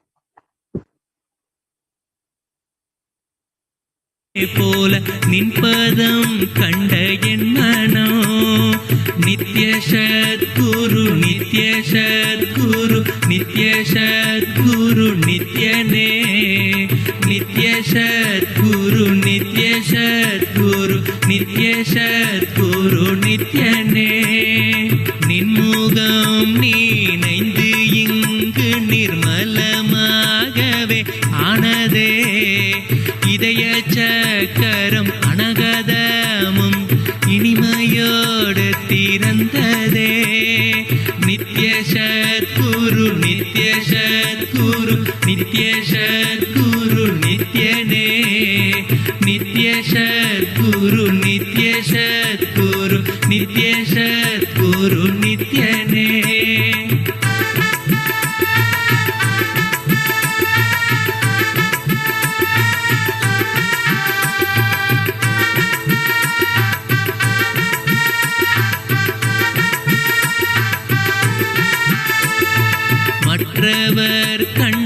மறைகள் எல்லாம் கழன்று விசுத்தி அதுவும் அசுத்தியாய் பொறாமையோடிங்கு ஏக்கத்தோடப்பா புண்ணியம் எல்லாம் போனதே எரிந்த வயிறும் ஏக்கமும் சேர்த்து விசுத்தி அசுத்தியானதே விசுத்தியை தீர்க்க விமலனின் பதம் விரைந்து இங்கு வரவேணுமே நித்ய சத்குரு நித்ய சத்குரு நித்ய சத்குரு நித்யனே நித்ய சத்குரு நித்ய சத்குரு நித்ய சத்குரு நித்யனே ஆமை பூகுந்த எண்ணகந்தீனை பொறாமை பூகாது காக்கவே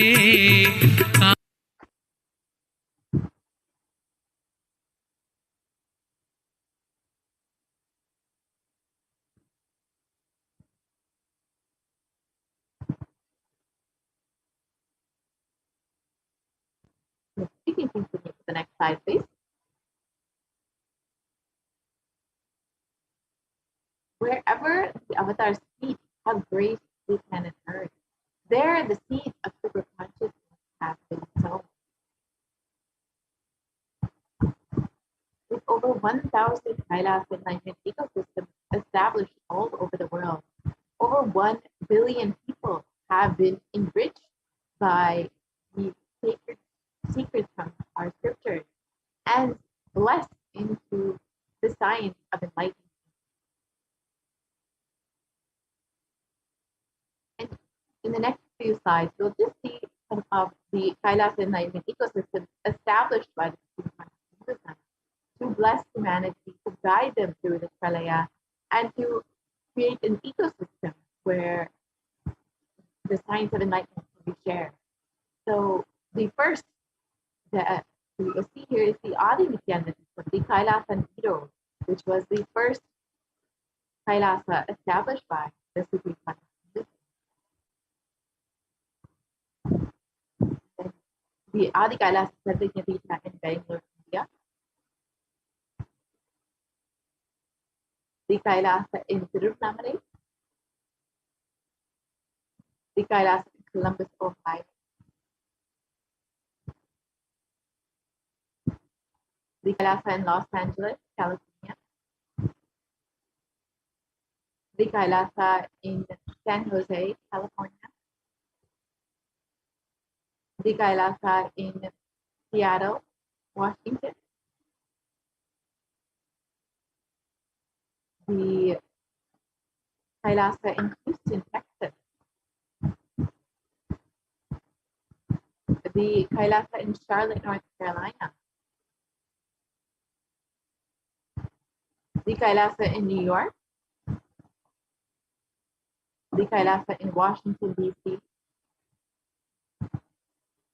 the Kailasa in Toronto, Canada, the Kailasa in Oklahoma City, California, or Oklahoma City, Oklahoma,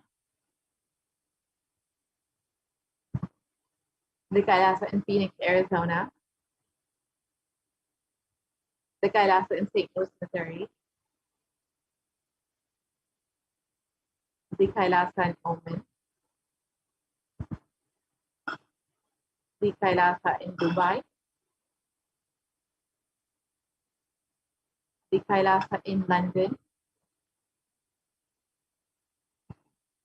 the Kailasa in Scotland, UK, the Kailasa in Netherlands, the Kailasa in Slovakia, the Kailasa in Belgium, the Kailasa in Luxembourg, the Kailasa in Austria, the Kailasa in Germany, the Kailasa in Italy, the Kailasa in France, the Kailasa in Switzerland, the Kailasa in Mauritius, the Kailasa in South Africa, the Kailasa in Salem, the Kailasa in Hosur, the Kailasa in Patnam, the Kailasa in Varanasi, the Kailasa in Rajapalayam,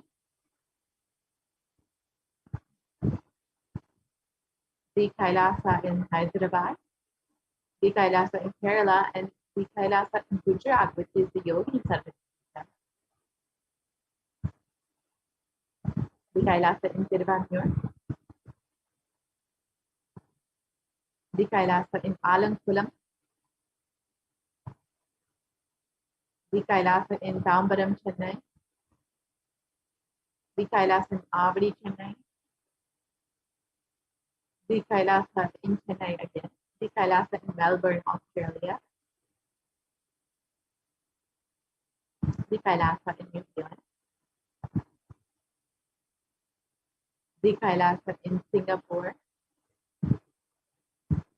the Kailasa in Kuala Lumpur, the Kailasa in Guadalupe, South America.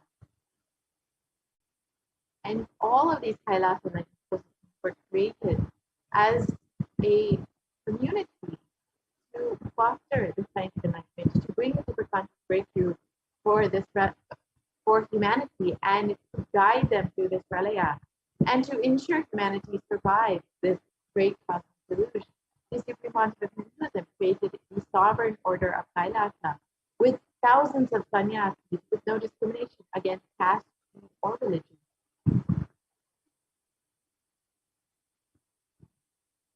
And the Supreme Pontiff of Hinduism initiated thousands in Nithyananda spiritual healing who are actively healing millions all over the world. And over 2,500 satsang centers and Vadika mandirs have been established and operate as de facto entities of Kailasa. And the Aliens to reclaim their Hindu-centric freedom. And thousands of Padayatras have been conducted by the Hindu diaspora worldwide, honoring the hard work of the Supreme Pontiff of Hinduism and the revival of Kailasa, and each one silently being prepared for what was to come to the future. And in 2017, devotees in Malaysia planned a Padayatra and executed it successfully with thousands participating and the dying Hindu population being reinvigorated in Malaysia. And for every major festival, devotees from all over the world have conducted Padayatras out of their sincere devotion and love for the avatar. In over the past 26 years, the Supreme Pontiff of Hinduism has contributed immensely to humanity through various programs and has offered 1 billion free organic nutritious meals and continues to do so, and has enriched and reached over 1 billion people worldwide in 347 cities, 196 countries across 6 continents. And the Supreme Pontiff of Hinduism has established the world's largest Hindu university in US, Canada, Slovakia, Switzerland, and France.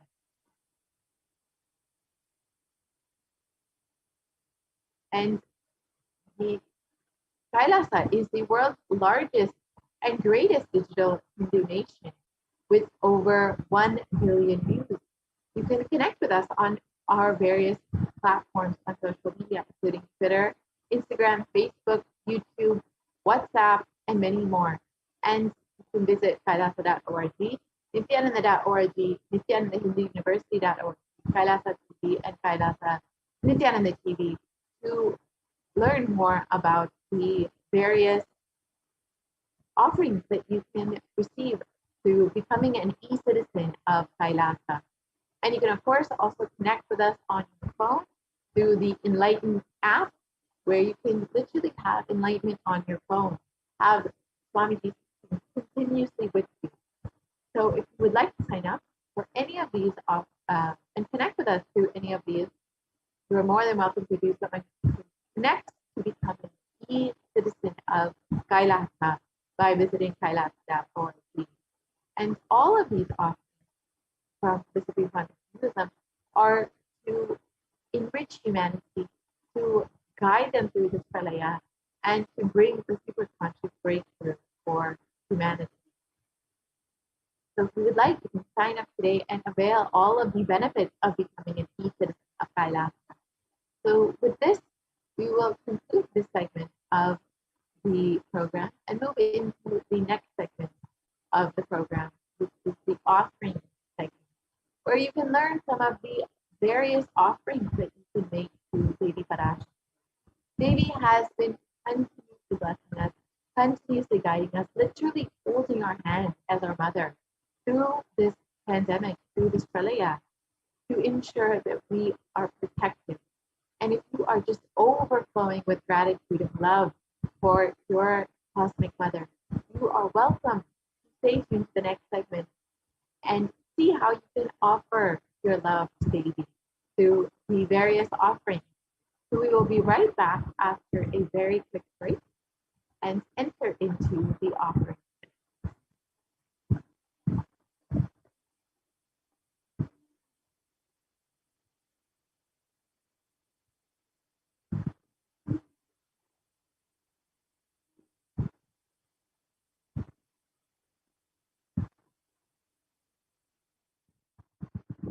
I mean by the word e-Kailasa? Listen intensely.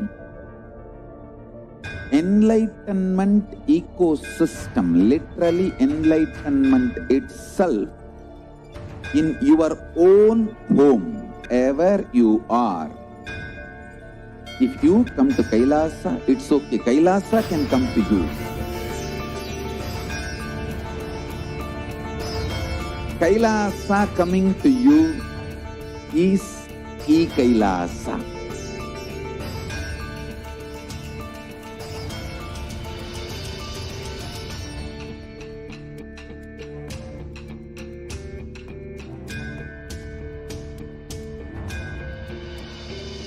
I will revive Hinduism. I am a Hindu revivalist, not by any revolution, but by evolution.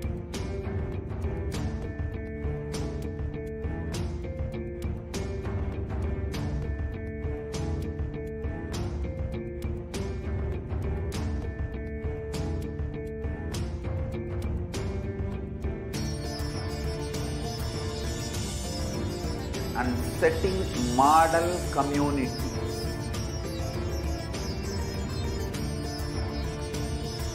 Kailasas, enlightenment ecosystems, Sarvanya Pitas all over the world.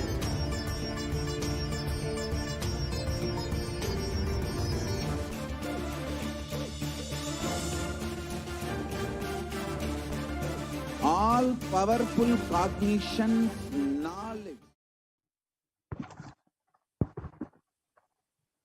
Nithyanandam, welcome back to all of the viewers. If you have been with us from the very beginning of the program, thank you so much for staying tuned, and I hope that you've been enjoying this program where to the divine cosmic being, Devi Parashakti.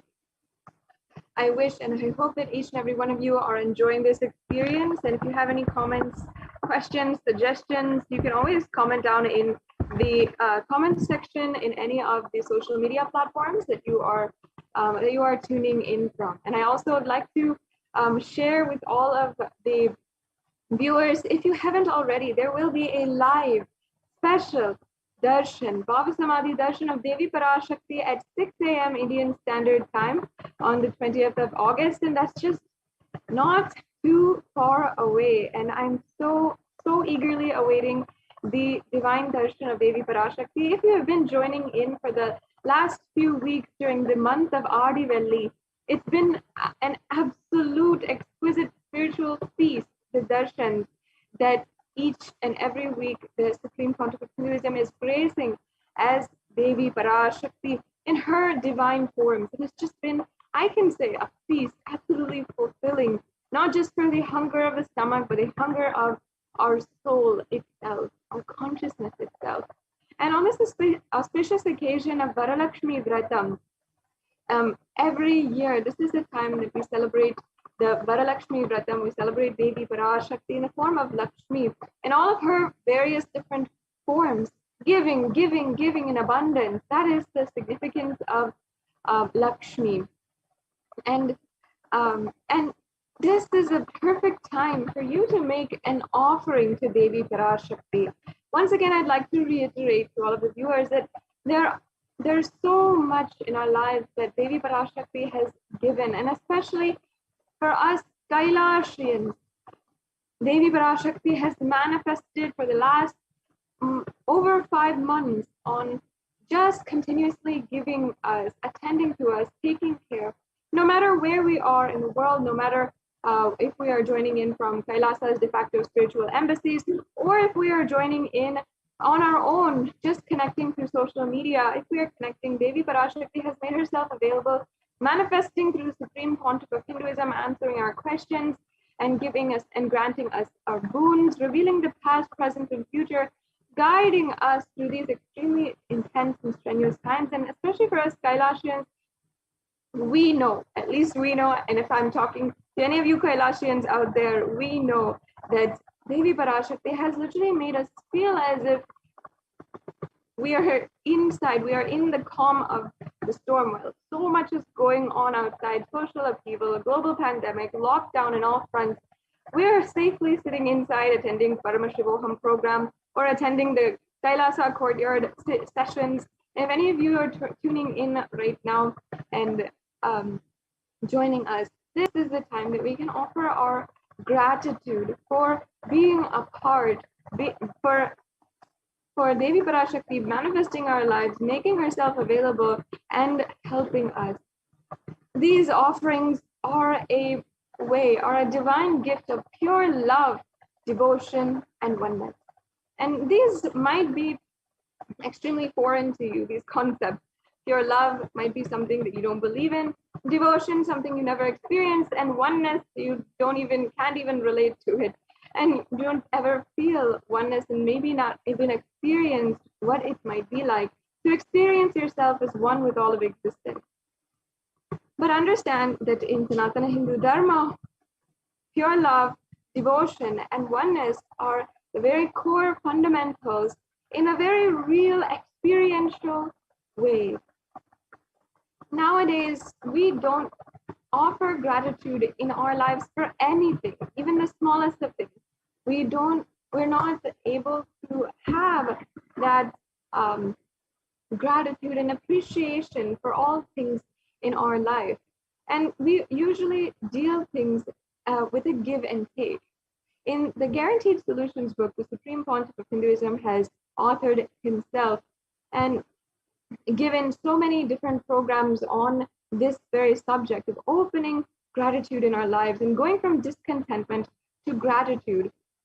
He narrates a beautiful story. He says that one day a man was asking God, praying intensely to God, that he would like $10 million. And he said that, I'd like $10 million. Please give me $10 million. If you do this, I promise, I swear that I will offer you in your shrine 20% of the $10 million. And then he said, if you don't believe me, you can take $2 million and I will keep and you can give me the $8 million that's remaining. Understand that our dealings, relationship with the whole universe, with God themselves, is a dealing. It's a negotiation. If you give me this, I'll give you this. And we always like to negotiate with the divine. Even God, when it comes to religion, prayer, and when it comes to the most sacred part of our existence, belief itself, and our religious belief system, it always comes down to a give and take system, a barter system. However, this is not the way that Sanatana Hindu Dharma works. We often lose gratitude in our lives and take for granted everything that that we are experiencing. When we just start to feel gratitude and we consciously build gratitude towards the conscious energy, towards the cosmic energy and the existence itself, that's when things start to flower for us. Gratitude ultimately is a way that we reach the ultimate oneness with the divine, the experience of oneness with the divine. There's another beautiful story from the same chapter from Guaranteed Solutions book by the Supreme Pontiff of Hinduism, which the Supreme Pontiff has authored and even spoken on and given so many different programs for millions of people across the world. The story goes that one day another man was asking God, and he was extremely faithful towards God. He was every single day he was praying to God and everything.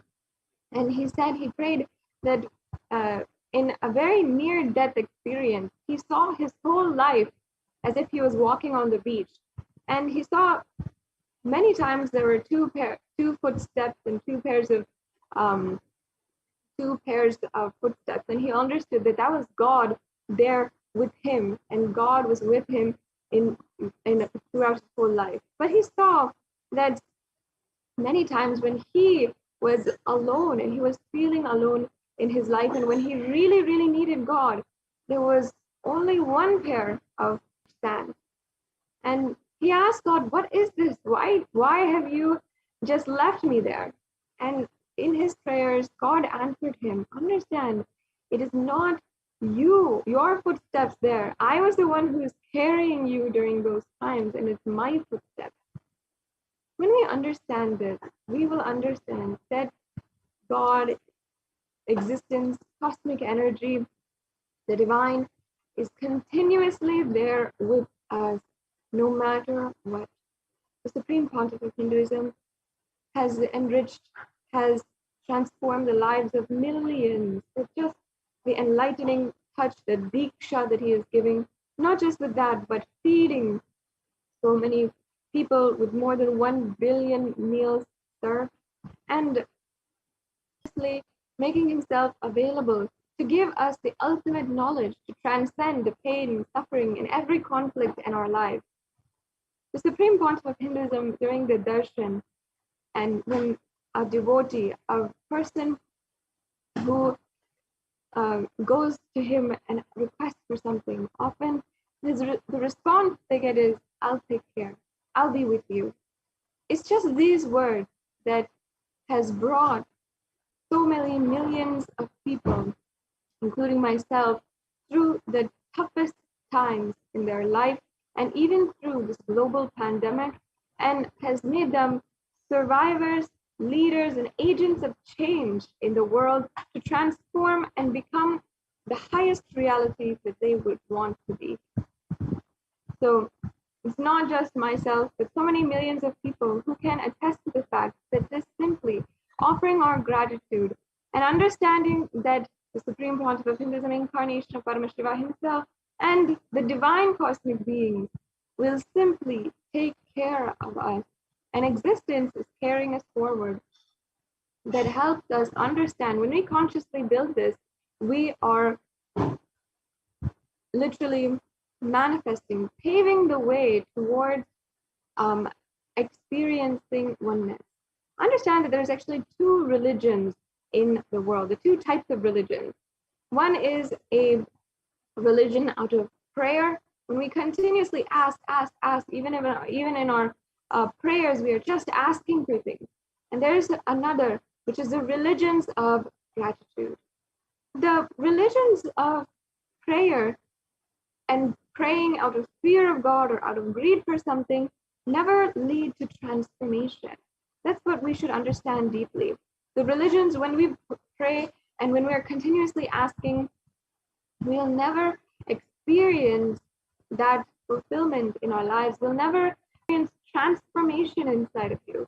When we experience gratitude, only then we are paving the way towards transformation, and we're consciously building the transformation that is going to happen on us, we will see that existence simply showers on us.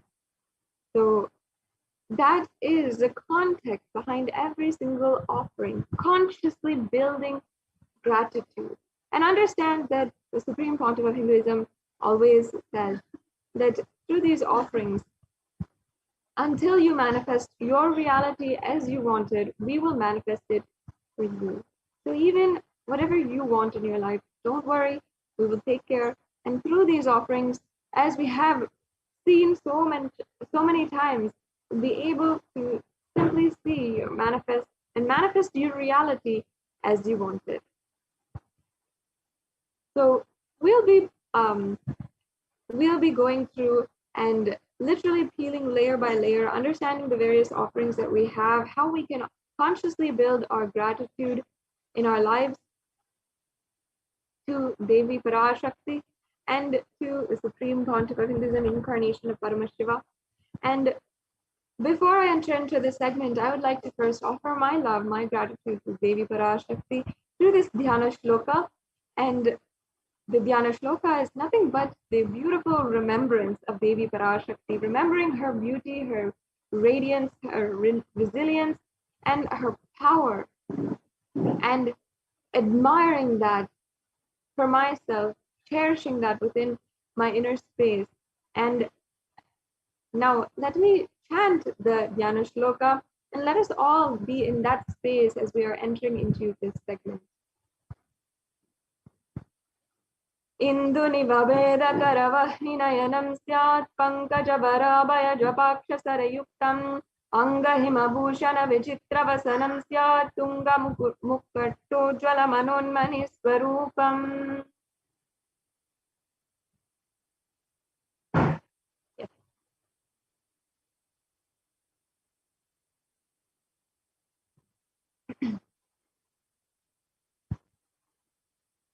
And the English translation now be chanting. Moonlight face holding the Vedas on hand, fire in eyes, with lotus flower, gracing and blessing hands in one hand with the Japamala, beautifully decorated with jeweled ornaments and wonderful clothes and shining bright crown. Her name is Manonmani.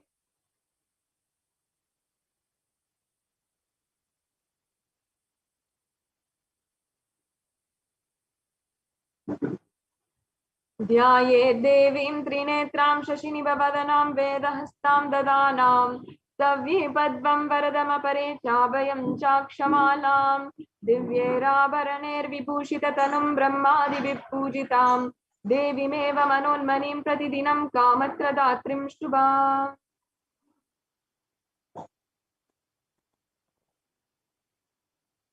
And the English translation once again. I meditate on Devi with three eyes glowing like the moon and holding the Vedas, lotus and gracing with blessing and gracing hands. She is wearing beautiful ornaments and she is worshipped by Brahma and other many gods and showers auspicious boons for all actions every day.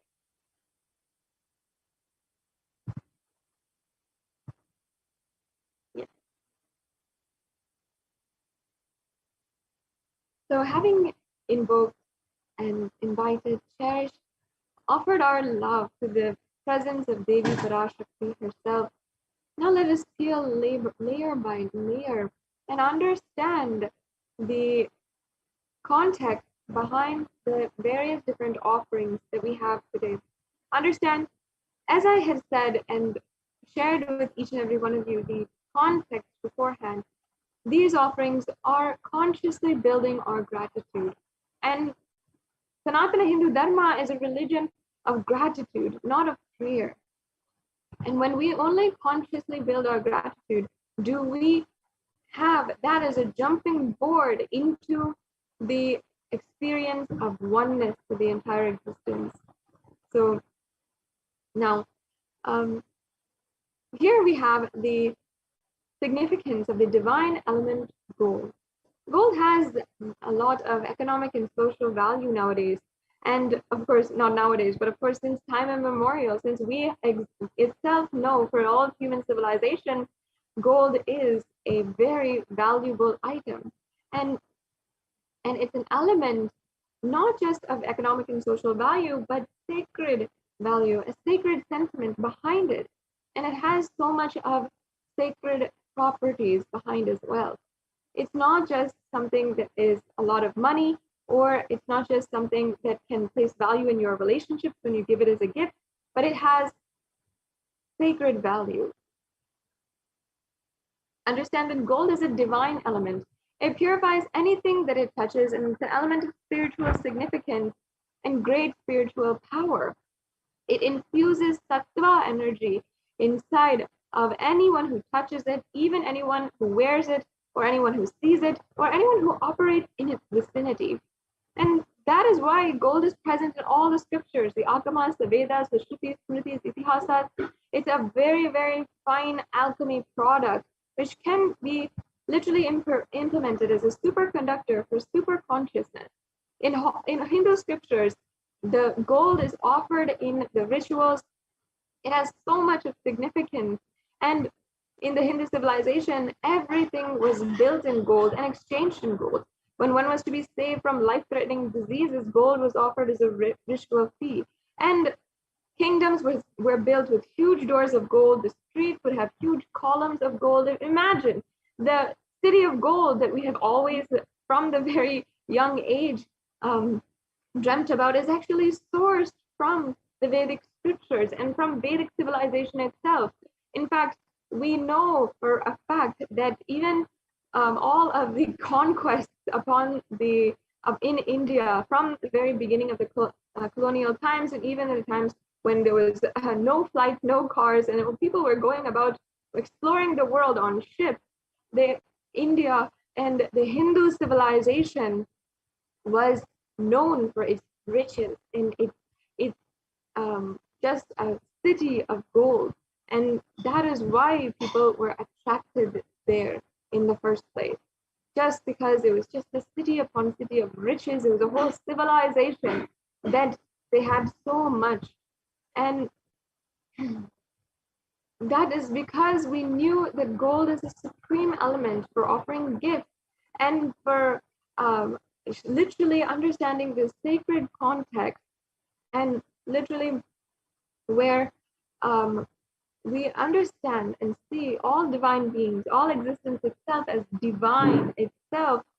Gold is the only way that we can literally show to the world and literally experience that exuberance, that rich energy, because it preserves the enlightenment energy forever. And you'll see that many of these offerings today that you can make to Devi Parashakti on this very auspicious occasion that's coming up of Varalakshmi Vratam, many of these offerings are in gold. So you will, even on this day, it's very popular and very a custom, I can say, a tradition, where we can offer the gold coin as a gold coin to Lakshmi and do the Sahasranamam and do the japa of Lakshmi's name, because then Lakshmi simply pours. When we offer that out of our gratitude with whatever we have, and we offer, literally Lakshmi simply pours and helps us manifest that ultimate abundance in our life. It's a very special occasion for you to be offering, not just today night, but also tomorrow morning during the Bhavasama Darshan of Devi Parashakti. And even until today, understand, even until today, the Meenakshi Amman temple in Madurai, the oldest temple that exists, there is the very jewels that Devi Meenakshi, when she was living, the ruler that ruled more than 800 to 1000 years back, when she was ruling, she had literally worn these jewels, and those are still offered in the worship and alankaram to the deity of Meenakshi today. And that is the power that literally your sacred sentiment, your love for Devi Parashakti can be immortalized into history and offered again and again and again, and literally offered until time exists itself. So this has literally so much of value in each and every one of these offerings, And once again, I'm saying that there's such an auspicious time as well to offer for the Varalakshmi Vratam occasion.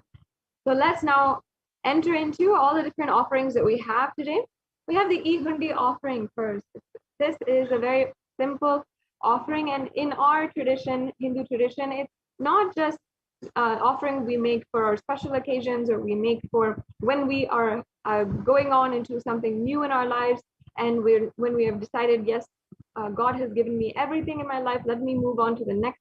That's not the only time that we offer, but every single day we offer out of our gratitude for giving us the energy to move to the next day, to see the whole life with newfound inspiration and so much of energy.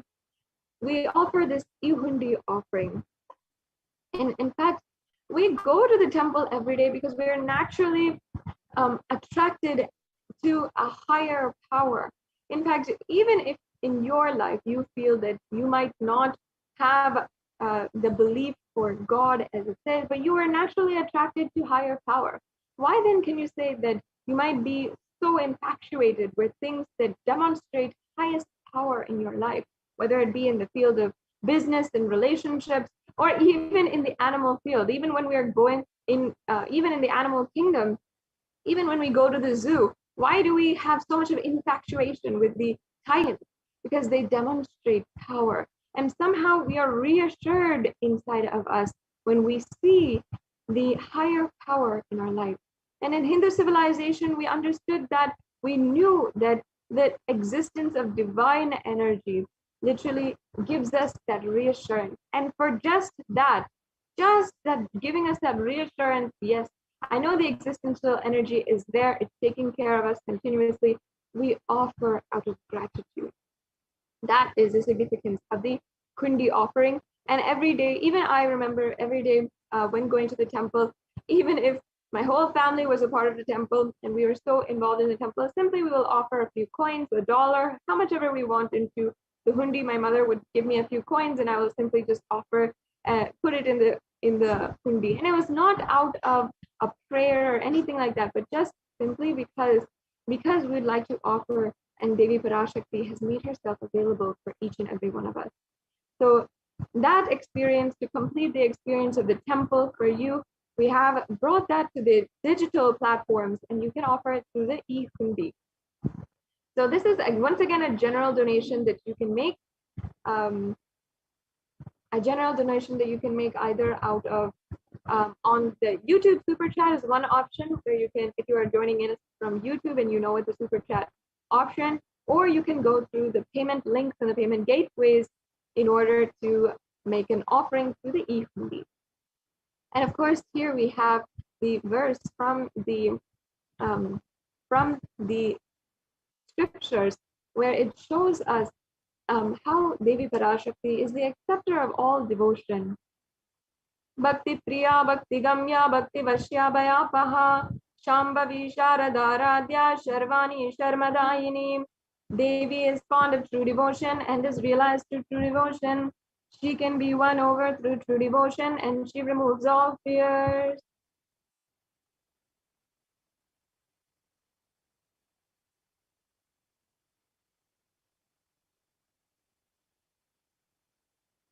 Yes. The next offering we have is the Sankalpa chanting. And the Sankalpa is a very powerful offering of gratitude for giving us all of the divine qualities, for giving us newfound inspiration for life itself. It's a very powerful offering of our gratitude for having given us life itself. And literally embedded within its lines is the gratitude for giving us all of the qualities, the divine qualities such as Kshema, Stairya, Virya, Vijaya, meaning even forgiveness, stability, courageousness, and Vijaya, which is victory. So it has so many different blessings inside of it. And we are just simply offering our gratitude to the divine for this. Now, let me just chant this pramana that we have and explain it, which gives us further more understanding, clarity, and beautiful context towards the towards this offering. Tayetam mohate vishvam shaiva vishvam prasuyate saya chitta vijanam pushtarudim prayachati. The goddess enchants this universe and she herself gives birth to this universe. That goddess, being prayed without interest in anything, gives the knowledge that leads to salvation and gives wealth in the materialistic sense. This is from the Devi Mahatmyam, chapter 12, verse 34. And literally it's saying the goddess enchants this whole universe. It's such a beautiful way. I love that word enchant because it literally shows us that Devi Parashakti is in every single atom, in every single layer of this whole existence, the physical, the psychological, the mental, the emotional, and even down to our very consciousness level. She enchants this whole universe. Such a beautiful way to see it. And we are just offering our gratitude for Devi Parashakti for literally giving birth to this whole universe through this Sankalpa offering. You can make this offering today just for $1 as well. Now we have the next offering, which is the Sahasranama Varna Kastu. And Devi Parashakti is referred as Nama Parayana Prita, or she who likes the repetition of her various names in the Lalita Sahasranama, verse 731. And this is the offering of the 1008 names of Devi Parashakti. It's a very special and unique archana, which is seen especially during this time of Varalakshmi Vratam. It is a custom and tradition that we offer the Varalakshmi Vratam, the Puja, Varalakshmi Puja, and we offer even the gold to Devi Parashakti. And here, this offering is the gold coin inscribed with each of the 1008 names of Devi Parashakti. And this is offering of gratitude of all of the divine qualities in that we might have.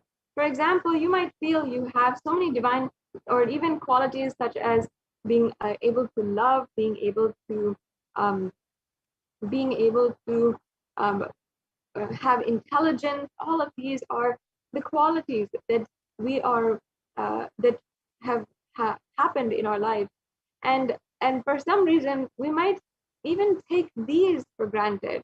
There's another beautiful story from the Guaranteed Solutions book, from the chapter on the discontentment to gratitude. Once again, the Supreme Pontiff of Hinduism narrated a story where once a geography teacher had been telling her class what are all the different 7 wonders of the world, and they started to name off the Great Wall of China, the pyramids of Egypt, and they also named off the Taj Mahal and so many other 7 wonders of the world.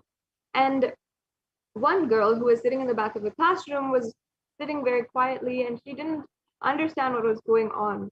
And the teacher asked her, "What's going on? Why are you not participating?" And she said, "How can there be only 7 wonders of the world? I have so many different wonders I can list off. I can see, I can hear, I can experience my life. I can love, I can laugh. All of these are the wonders for me." And then immediately there was a penetrating silence in the whole classroom. The teacher herself was in awe that a small child can understand so much about our life and how much we take for granted. When we are offering these, we are literally remembering each of the divine qualities, the qualities which are innately inside of each and every one of us. You'll see many of these qualities and all of the embodiments of Devi Parashakti, the names of Devi Parashakti are different forms and different names that we chant, and are innately actually a very divine quality, a representation of a energy. For example, intelligence is Saraswati. Like this, we literally are offering this to Devi Parashakti, and we're remembering her divine qualities that she imparted on us and that we enjoy today already. So you can offer your gratitude for giving us these divine qualities. It's not something that simply came out of nowhere. It is something that existence had evolved, had ensured the biological evolution happens, the physiological evolution happens, the psychological evolution happens, and from there only, we actually are able to have these qualities today. So let us offer our gratitude for all the divine qualities the Devi Parashakti has given us, that she herself embodies. Sahasranama Swarnaka. So once again, this offering is very awesome. Varalakshmi Vratam and can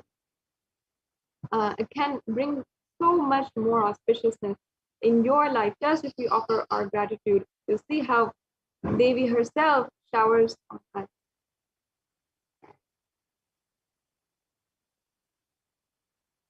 We have next the Mukta Anguti, and here we have the verse from the Meenakshi Pancharatnam, which I'll now chant. Muktaharanala Kirita Ruchiram Purnendu Vaktra Prabham Chinjannu Puri Kinkini Manidaram Padma Prabhava Suram Sarvabhita Palapradam Girisutam Vani Rama Sevitam Meenakshim Pranatosmi Santatamaham Karunyavaram Nidim.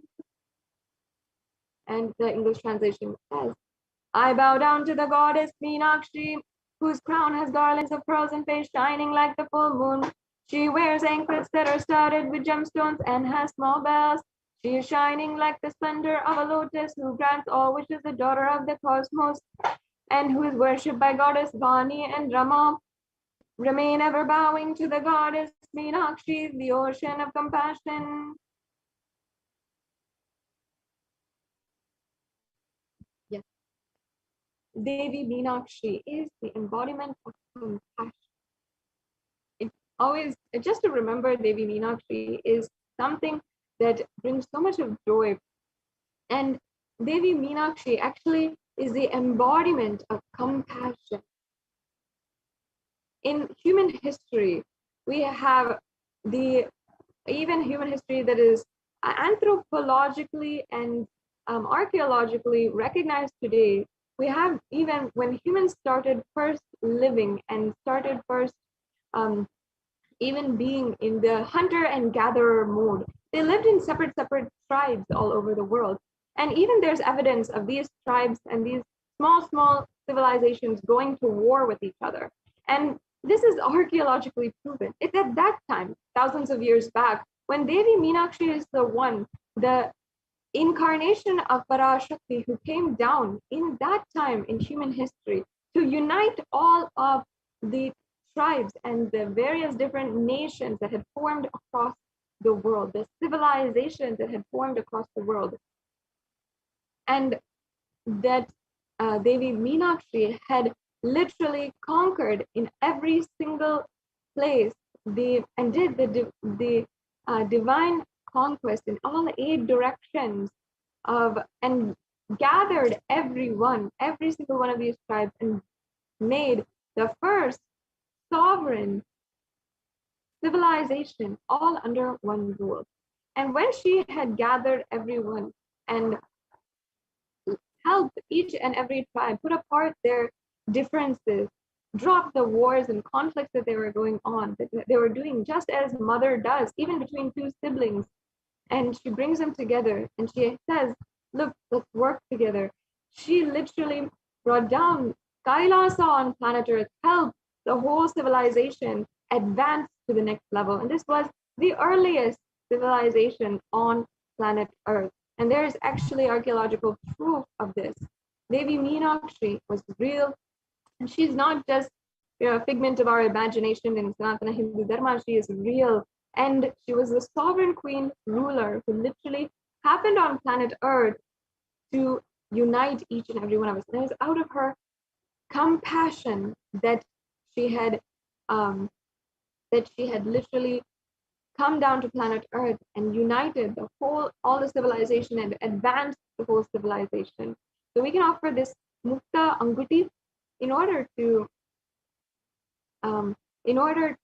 offer a symbol of compassion to the embodiment of compassion, the ocean of compassion herself, Devi Meenakshi. Now the next offering is the Swarna Padma Pushpa, the golden lotus. And there's several references of the lotus being used in the worship of Paramashiva. And it says here, one of the verses from the Kamikagama, it says, all the kalashas should be wound around with suitable thread and covered with a new cloth, and they should be adorned with a lotus flower made of gold. And this offering of the Swarna Padma Pushpa is just that, the offering of the lotus flower made of gold. And it has such great significance. And because the lotus itself is in the plant kingdom, we can say it is a perfection of evolution. Because no matter what kind of adverse situation it might be in, for example, even if the lotus is in polluted waters or it is in pond waters, it still retains its divine qualities, which flowers, plants cannot do. If you see many plants, they're not able to live in that same circumstance, retain their same beautiful qualities, even if they're put in polluted waters or if they're put in less water. But despite having little to no water, despite even maybe chemicals being in the water, the lotus still retains its divine qualities. And even there are so many different types of lotus. Even in the lotus species, it evolved to even having more and more different types of lotus. Even the golden lotus was actual real flower at that time. And golden lotus meaning the lotus which is looking gold, and it is actually a real flower. You can even Google it, the golden lotus, how the lotus actually had a golden color and a golden hue to it, and that we even call the white lotus as well. Understand, I'm not making up stuff here. This is all a science, and this is something that we in Sanatana Hindu Dharma have seen as the best of the best. We saw in nature what is the best of the best. We saw the lotus having the best qualities, and we wanted to offer that to the best existence, the existence itself. So you can offer this Swarna Padma Pushpa, the golden lotus, and as a representation of the greatest quality that you can have, the quality to evolve. And you can also understand, you'll be blessed, be showered with Devi Parashakti's auspicious blessings, and have the state, face, powers, and being of Devi in your inner space, even in the most adverse situations of your life.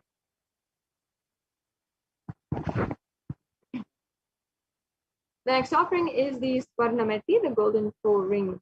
And here we have a golden jewelry which you can offer to Devi Parashakti. And as I said, these offerings of golden jewelry, the offering of gold has so much of significance, immortalizing your love to Devi Parashakti for thousands and thousands of years. And there's a beautiful verse from the Saundarya Lahari composed by Adi Shankaracharya, where he literally sings the glory and the greatness of Devi Parashakti and Devi Parashakti herself. And he comes down to say, yes, her smile is so beautiful. Her hand, the Abhaya Mudra that she gives is so compassionate. And he describes Devi Parashakti. Even he says that her very toenails leave aside everything else in the Devi Parashakti, the greatness of Devi Parashakti. But even her very toenails, the last inch of her body, is so beautiful, and it has the power to literally remove the darkness, remove ignorance from your life, and to remove from the minds of devotees the ignorance and the pain and the suffering. Understand that this reflects the concept, the cognition that we have of all of existence itself. Even the last inch, the last beings that you think about, the stones, the rocks, even that we worship, we invoke, we see as God itself. So understand the greatness here, the greatest beauty of Devi Adi Shankaracharya had described, and how we are literally offering gold, offering and adorning the embodiment of Devi Parashakti with a toe ring. And a fashion statement to wear toe rings and that kind of thing. But understand that in Sanatana Hindu Dharma, we have the real context behind why we are adorning ourselves, why we are adorning our Devi Parashakti with the toe ring. Understand, actually every woman in Hinduism is worshipped as Devi Parashakti. Even upon her wedding ceremony, she is adorned with this toe ring. And in Sanatana Hindu Dharma, we offer our gratitude to Devi Parashakti for embodying these great divine qualities, and we offer the gold toe ring as well. So you can make this offering also, and you can go to tiny.cc/Devi-offerings if you'd like to go ahead and make these offerings, any one of these offerings as well. The next offering we have is the Swarna Mantika, another beautiful offering. See, when we offer our gratitude to Devi Parashakti, only then will we feel that we would like to serve. We'll feel, yes, you've given me so much. Let me do at least any small thing to serve you, to ultimately just simply give your love. The love which you have poured on me, it will just go back and it becomes a cycle of love. And any of the gold jewelries that we are offering to Devi Parashakti is simply an adoration of Devi Parashakti. And we adorn Devi Parashakti with all of the love that we have for her, which ultimately she herself gave for us. And that is the cycle of gratitude that in Hindu civilization had actually created such an advanced civilization. So here we have the golden hairline jewelry, beautiful representation once again. The Mantika represents the nectar flowing from the Sahasrara chakra, which is fully open.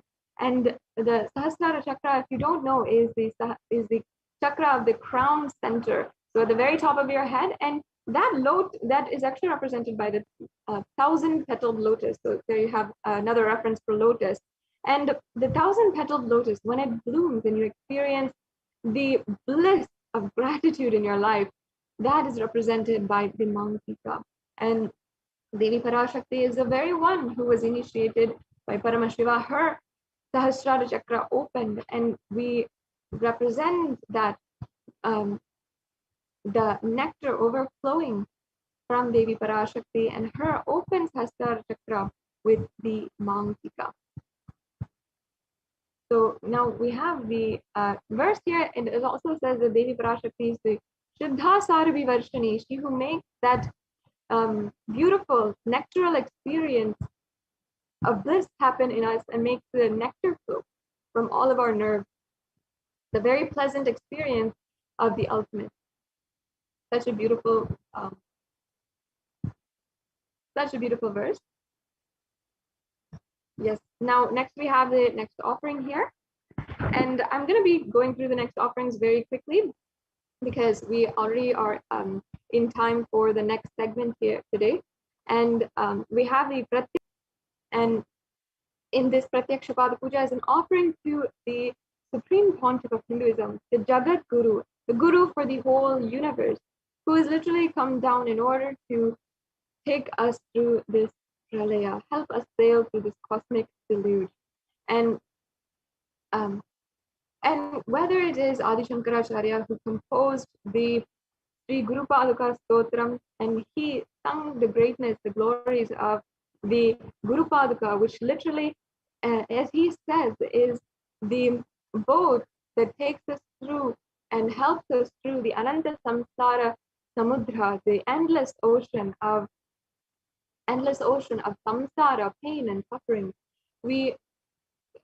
Or whether it is Sri Satya Sai Baba, who as another incarnation of Paramashiva, who sung the greatness and the glory of Guru in the first lines he ever uttered after his incarnationhood, where he says, Manasa Bhajare Guru Charanam.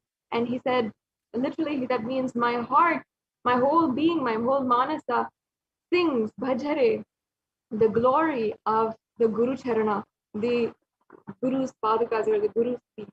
And even if it is of course, the Supreme Pontiff of Hinduism himself, who has narrated, has initiated so many millions of people into the very Guru Tattva itself and the Guru-disciple relationship, where he himself is manifesting as Arunagiri Yogeshwara and helping each and every one of us manifest enlightenment itself. So in all of these ways, the Guru Paduka and the Guru is such a beautiful way in our lives to attain enlightenment. And not only that, they have already given us so much. So offering of the Guru Padaka Pratyaksha Pada Puja is one of the best ways you can offer your gratitude. We also have the Vastra Seva as well. And the Vastra Seva is another way you can offer your gratitude to the one who has literally given us the protection of every single moment in our life, has given us protection. We are just giving this sacred thought, offering our respect, offering our love and adorning him, and offering us and saying, at least let me clothe you and protect you, decorate you in any way that I can. Yes. So this brings us to the conclusion of all the different offerings. I hope that some of these offerings have ignited your yearning to experience the ultimate oneness in your life. And you will be able to see there are several different offerings that you can do today.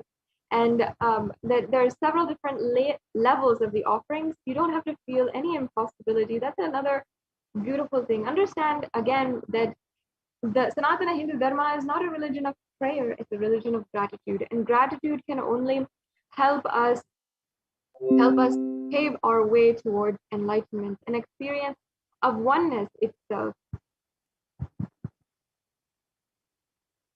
Seems to be there's technical glitches. I think we can stop this screen share and restart if it need be. And you can ensure that you are offering your gratitude, consciously building the oneness experience inside of you. And the Supreme Council of Hinduism has ensured that even if you want, once you can offer in any different level that you want. Even if you feel that perhaps right now so much of money or so, and immediately offer, you have two options. One is you can make an offering of any amount through the eHundi offering, or you can register in the at the URL tiny.cc/Devi Bhava Samadhi and Bhava Samadhi Darshan. You can see we can have that link projected, and in that link you will be able to fill out a brief form. Yes, thank you so much. You can see the link now. Thank you for showing that. It's tiny.cc/Bhava Samadhi. And sorry for the technical glitch. And in this link, you can make sure that you are getting to know all the different offerings that you can make. And yes, thank you. You can see how you can make the payment today. So once you go to the link tiny.cc/Devi-offering, you'll be led to a page where you can select the offering. You can add that to your cart and then proceed for checkout. So yes, okay, this is the gateway. And this is where you can select the payment that you'd like to make. Sorry, select the offering that you'd like to make, and then you can add that to your cart, and you can proceed with the next step. So as you can see, as all of us are going online nowadays with even our shopping and everything, now Kailasa has brought to you making an offering through the digital platforms. So in this few short steps, you can simply make an offering, and it can be a very easy experience for you in just a couple of clicks. And you can also make an offering through the YouTube super chat. If you're joining us from YouTube, which I know that many of you are, I see the comments and the interaction. And you can always make a donation through the YouTube super chat, which YouTube has very coolly given us a way to make a donation and make an offering that you want as well. And as well, if you want to know of the future offerings, I invite you once again to go to the link. Oh, here we have the YouTube super chat. And first of all, I invite all of the viewers, if you are joining with us from YouTube and you're not already, please join on our channel. You can become a member of this channel, and that gives you access to more than 7,000 videos and more than 20,000 hours of the various different solutions for your life brought to you, revived by the Supreme Pontiff of Hinduism. And you can also use this platform in order to make a donation if you want to, and in order to make an offering. So you can go to the YouTube super chat. You can see the $sign in the right-hand side corner of the chat, and then you can make a donation. You can make a donation through the credit card, through debit card, or through PayPal today. So, yes, I see so many of you are watching, and many of you have made donations. Thank you so much for your offerings and your donations towards Kailasa. It's always so amazing, and being able to interact and see each and every one of you commenting and making excited comments.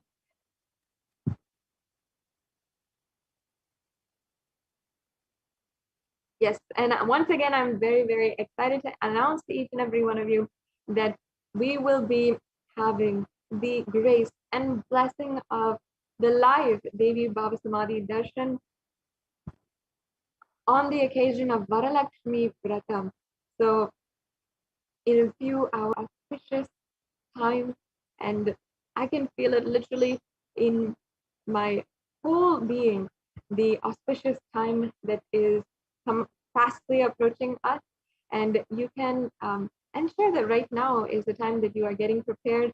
You are staying tuned, especially to the programs. Make sure that you are liking and connecting with each and every one of us, every one of the social media platforms where Supreme Pontiff of Hinduism has made himself available, so that you can get connected to all of the different notifications, and make sure you don't miss out on any of the announcements that are coming forward. So now we'll be moving on to the next segment of today's program, where Devi Parashakti has literally manifested in so many different ways, has guided each and every one of us in every single step possible, and even through the form of the Supreme Pontiff of Hinduism, taking care and ensuring that even during the pandemic, the ongoing pandemic that is going on, that each and every Kailasa that Supreme Pontiff of Hinduism has established is opened up as a multi-quarantine center. And we have joining with us a representative from the Adi Kailasa Sarvagnya Peetham, one of our most senior sannyasis, who has literally been hard and been contributing and been in the very ground level, working continuously in order to bring and open up this very beautiful opportunity and saving the lives of millions of people that the Supreme Pontiff of Hinduism has literally made available, and has been on the ground and ensuring that is happening and being executed, and protecting, saving the lives of millions of people. So we'll now be entering into the next segment of today's program by Dayami Swami. It's always so nice and so amazing to me, at least, to be able to introduce Dayami Swami to all the viewers and share the next segment in today's program. So we'll now be entering into this next segment, and we will understand how the Parashakti has manifested and has literally been taking care of millions of people through the hard work of the Kailasa quarantine centers and Kailasa Supreme Pontiff has opened up. Thank you, Ma Sadashivapriya. Nithyanandam, everyone. Welcome back to this segment of this revival. In this segment, we are going to see the revival of the temple sciences and ecosystem by the Supreme Pontiff of Hinduism. With the blessings of the Supreme Pontiff of Hinduism, Jagat Guru Mahasannidhanam, His Divine Holiness Bhagwan Nithyananda Paramashivam's blessings, let's start with the Sadguru Vandanam. Nithyanandam Paramasugadam Kevalam Jnanamurtim Dvandvatitam Gagana Sadrusham Tattvamasya Dilaksham Ekam Nityam Vimalamachalam Sarvadi Sakshi Bhutam Bhavatitam Triguna Rahitam Sadgurum Tam Namami.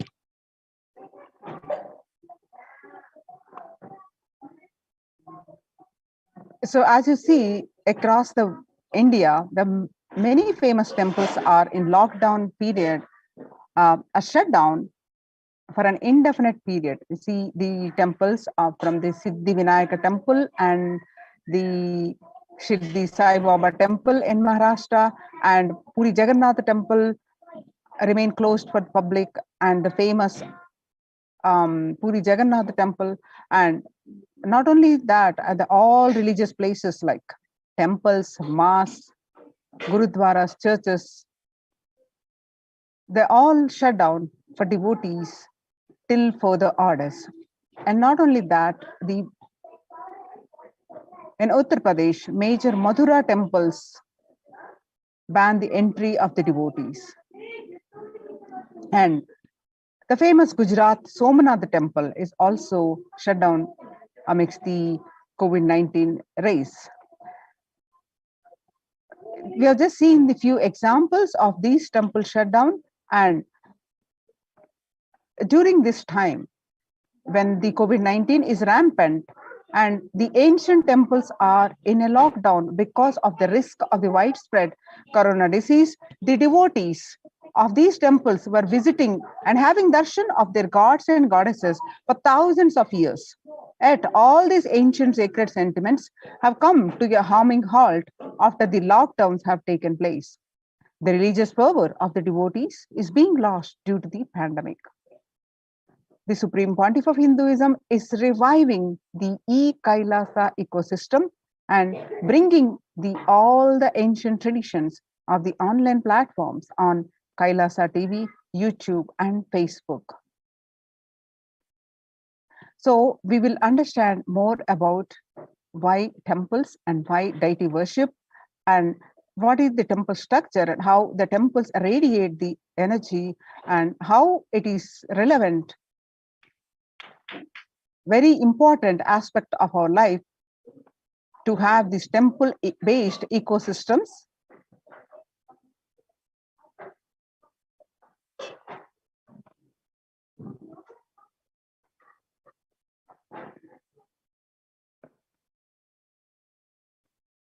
The temple ecosystem of Kailasa.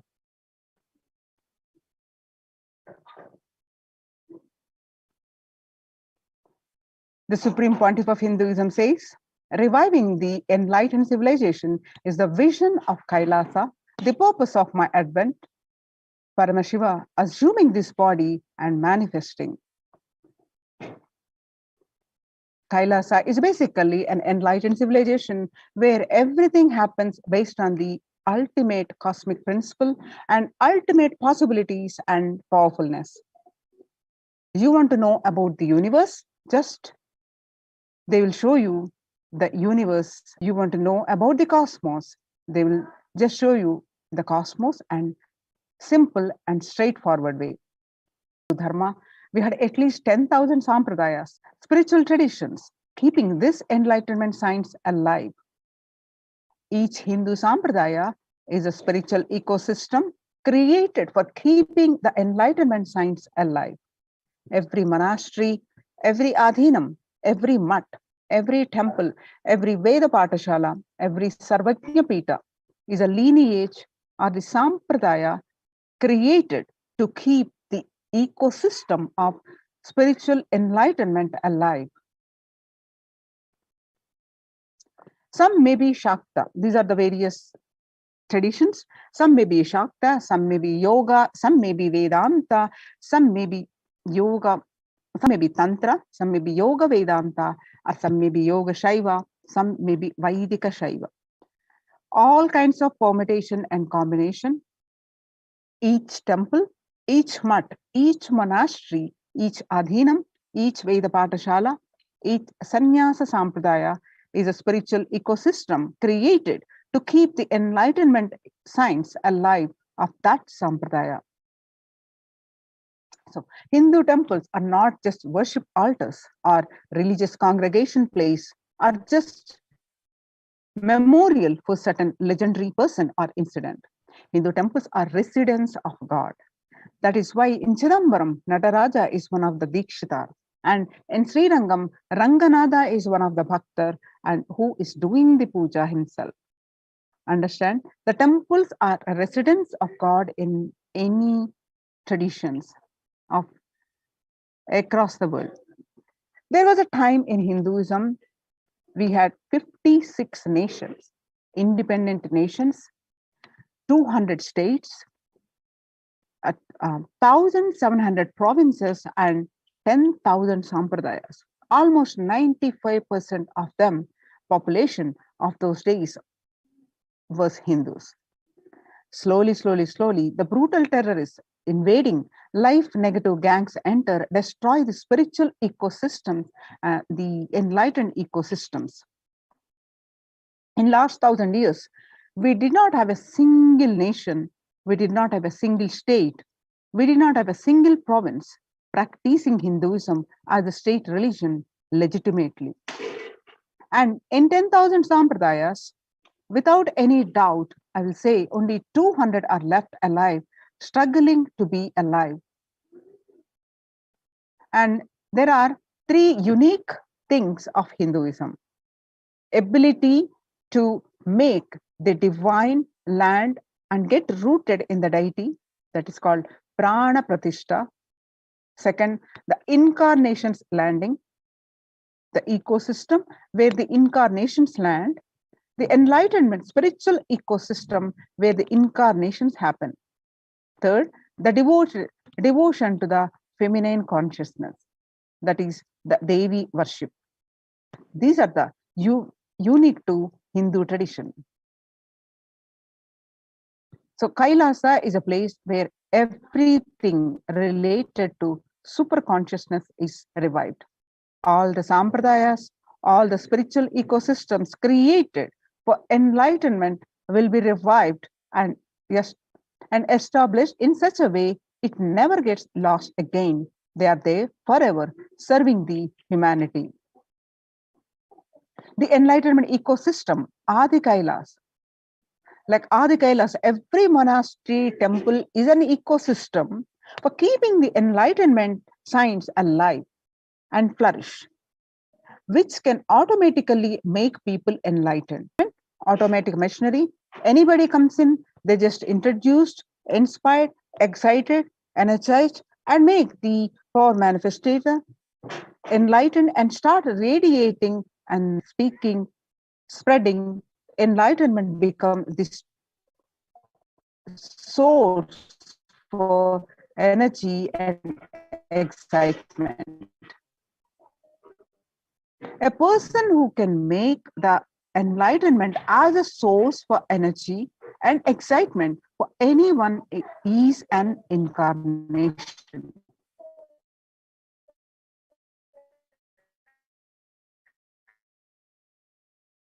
Fortunately, we are successful in making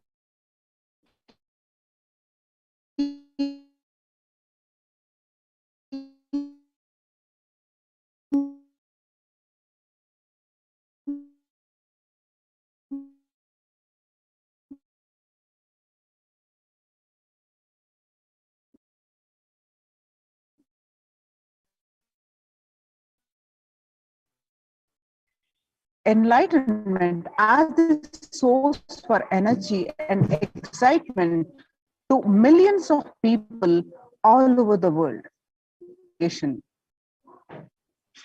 Cosmic energy is available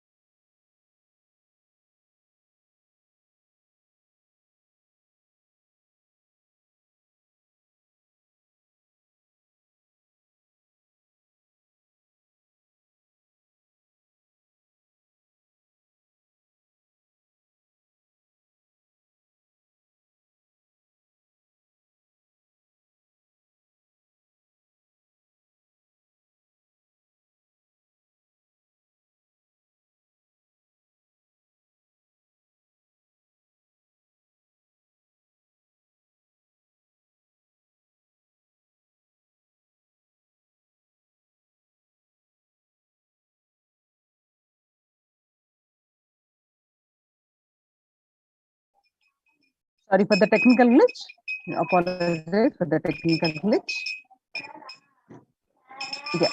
So just as a rich man leaves behind his wealth for the next generation, after he leaves the body, enlightened masters leave behind the huge energy that they bring with them in the form of temples.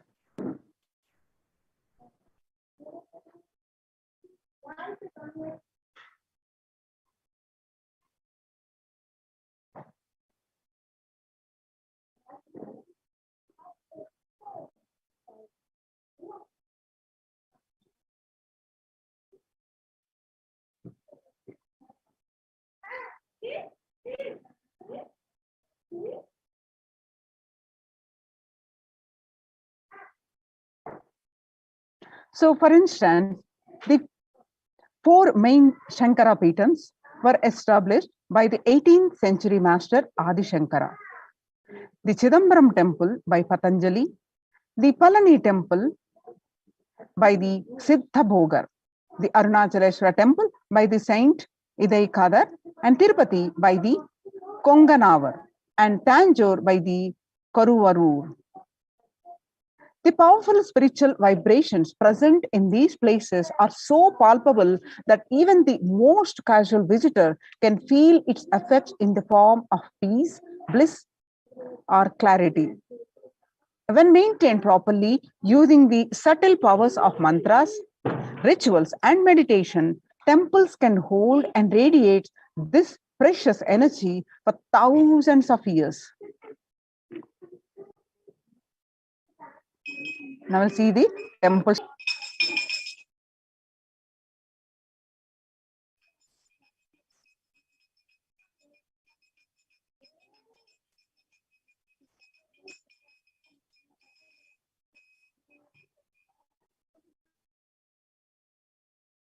In Hinduism, temples are designed as energy centers, energized by the great enlightened masters to radiate the enlightened master's presence even when they leave their body. Temples are found deliberately at a place where the positive energy is available abundantly from the magnetic and electric wave conveyances of north and south poles push. The idol of God is set in the core center of the temple, known as Garbhagruha or Sanctum Sanctorium. This is the area where the Earth's magnetic field is discovered to be the most extreme. Therefore, it is the energy source. The Dvajastambha, the flagpole, behaves as a transformer. The huge domes are for amplifying the energy. The temples were systematically built for the transmission of energy on a large scale. Temples and the enlightened masters.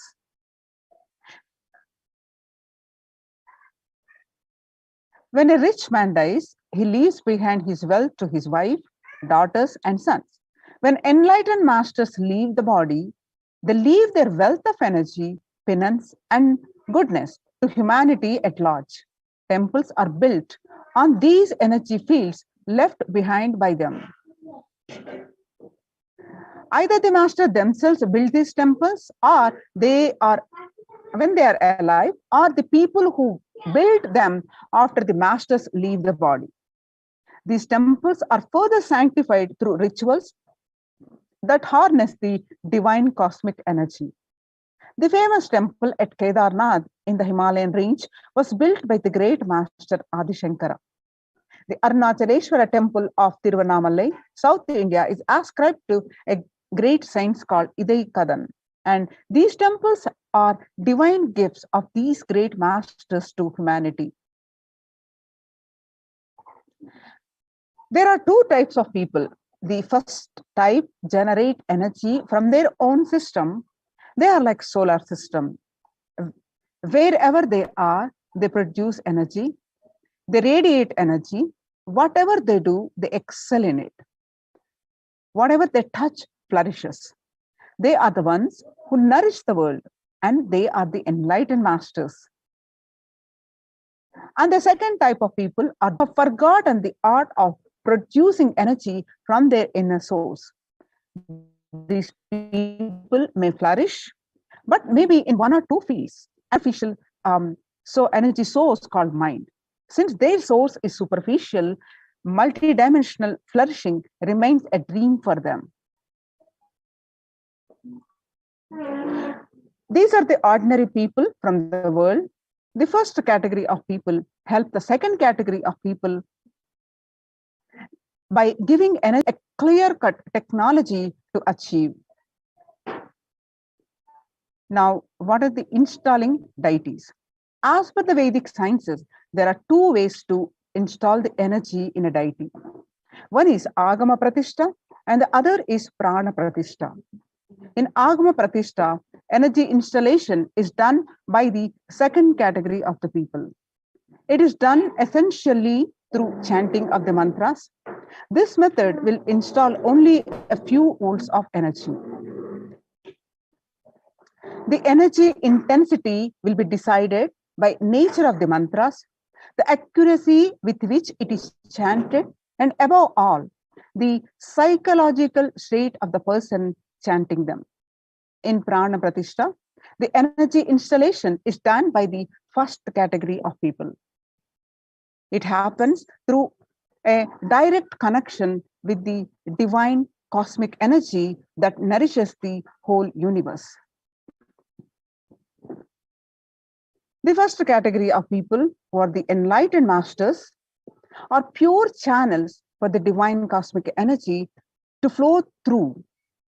They can choose what manifestation of the energy they wish to install.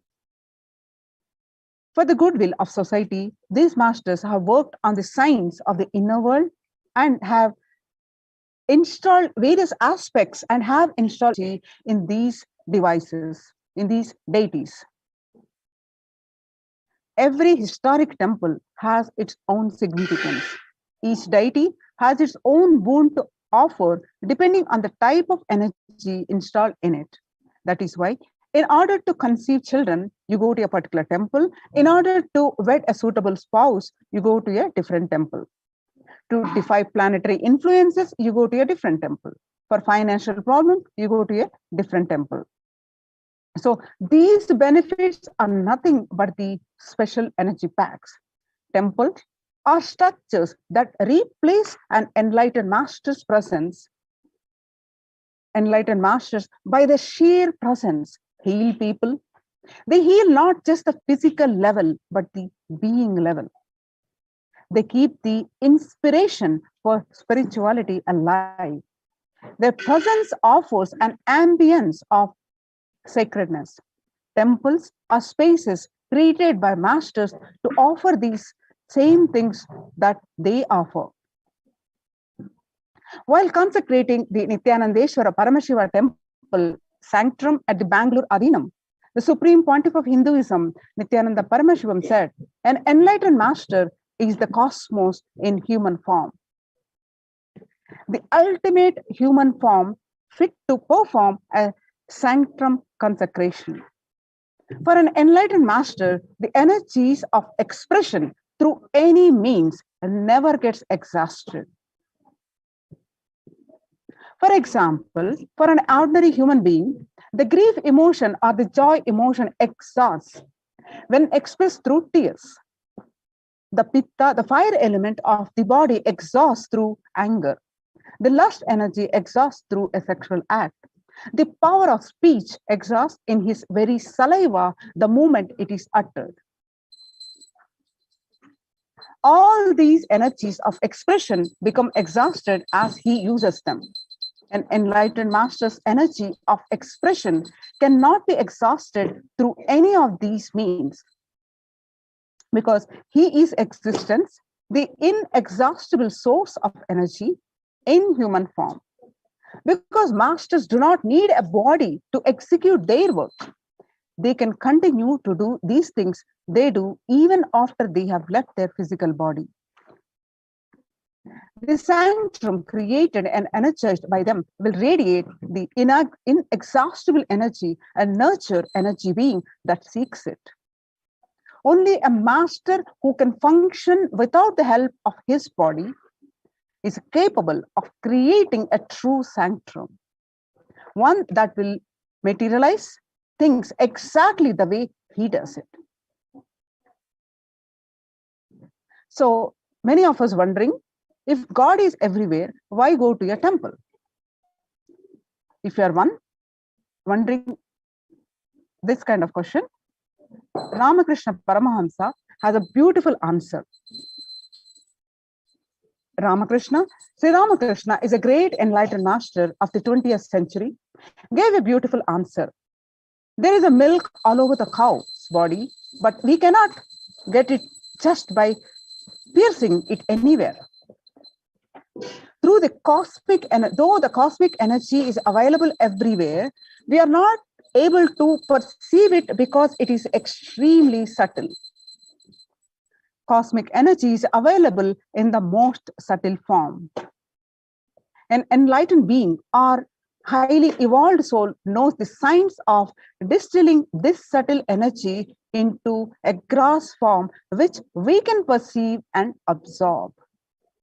Temples are engineered by the great rishis in such a way that cosmic energy becomes available to all as a source of healing and spiritual transformation. Then, if you're one of those who are wondering why so many temples in Hinduism, in India, about 90% of all tourist attractions are temples. There are lakhs of temples across length and breadth of India. And in places like Varanasi, for every person living there, there is a temple. But why so many temples? Whatever a civilization thinks as the highest experience, it builds structures related to that. If people in a country thinks football is the greatest experience, they build magnificent football stadiums all over. If people think education is the greatest experience, they build schools and colleges.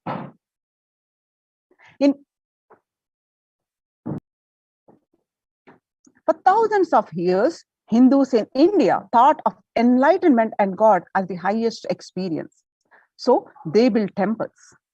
For this reason, in any city, there will be a large temple built first, and then a city will form around it. The human body is considered a miniature of the cosmos, and a temple is an expansion of the human form. Now let us see the science of temples. For thousands of years, Hindus in India have thought of the enlightenment is the highest experience. So temples are created to replace an enlightened master's presence. Enlightened masters, when they leave their body, they wanted a space which can continuously inspire people, which can continuously heal, which can give them the experience of spirituality, which can give them a sacred feeling. In every tradition, creating a space for divine or creating a place in which people can relate with the divine has become part of their culture, part of their life. People have put aside any constraints of money and time to erect inspiring structures built on faith, science, and mastery, as well as throughout the passage of time. Some of these magnificent structures around the world have become museums and wonders, and some continue to be the sects of religious authority. So many continue to attract the faithful of offering solace, energy, social interaction, and a framework for life itself. But for many, the science of temples built on thousands of years of research and development has been lost. The understanding has been lost through the physical structure are still standing. For some, they believe the experience is no longer there. By understanding the science of Indian temples, humans can experience the intelligence, power, and miracles that these structures were made from and for. So what does energy have to do with the temples? Many continue to attract the faithful offering solace interaction and a framework for the life itself.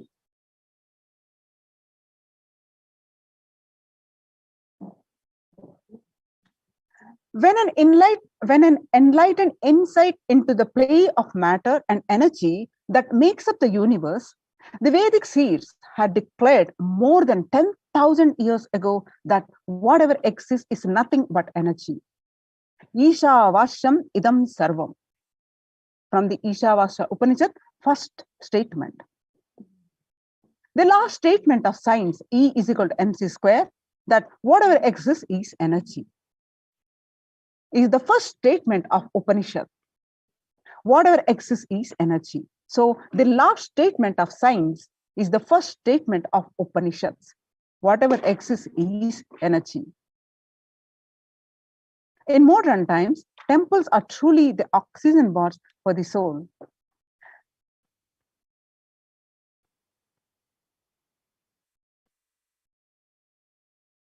Whether one is aware of it or not, a constant energetic exchange is happening between humans and their environment.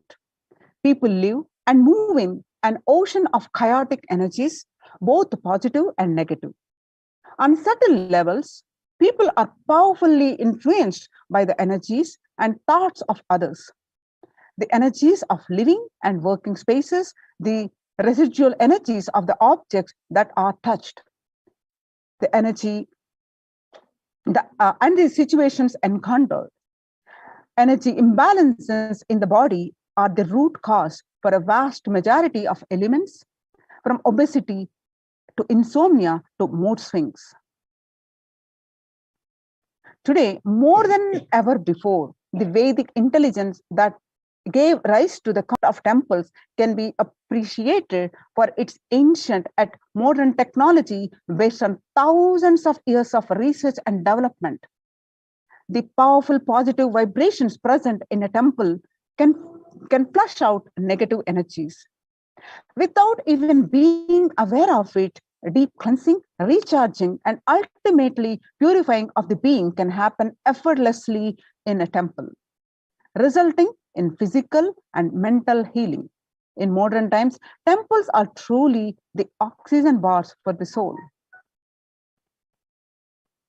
A temple is more than a building.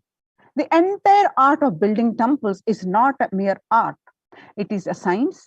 Temple architecture is a highly developed science. Every single facet of it, from the size of the idols and the size of the rooms and the courtyards, the directions in which each has to be situated, to the process of installing the idol in the sanctum. All these are laid down in detail in manuals that were developed thousands of years ago. An Indian temple is more than just a building or a structure. It is the image and energy of the divine. A temple is a miniature cosmos comprised of the 5 elements and a presiding deity. A temple is an outgrowth of the deity which has its own independent intelligence and from which energy is constantly radiating. Temples are also used for social interactions, spiritual education, cultural events, and economic exchange. Temples provide the opportunity for transformation towards a higher consciousness. By experiencing God in an outer form through worship, temples and the deities act as a vehicle or bridge for inner transformation. Essentially, temples were designed to be the spaces where the mind spontaneously moves within and meditation happens effortlessly. Every aspect of the temple, from the architecture to the ritual to the kind of worship offered, have been consciously created to make this experience happen. When thousands of millions of people congregate to celebrate the divine and offer gratitude, any place becomes a temple, a place of worship.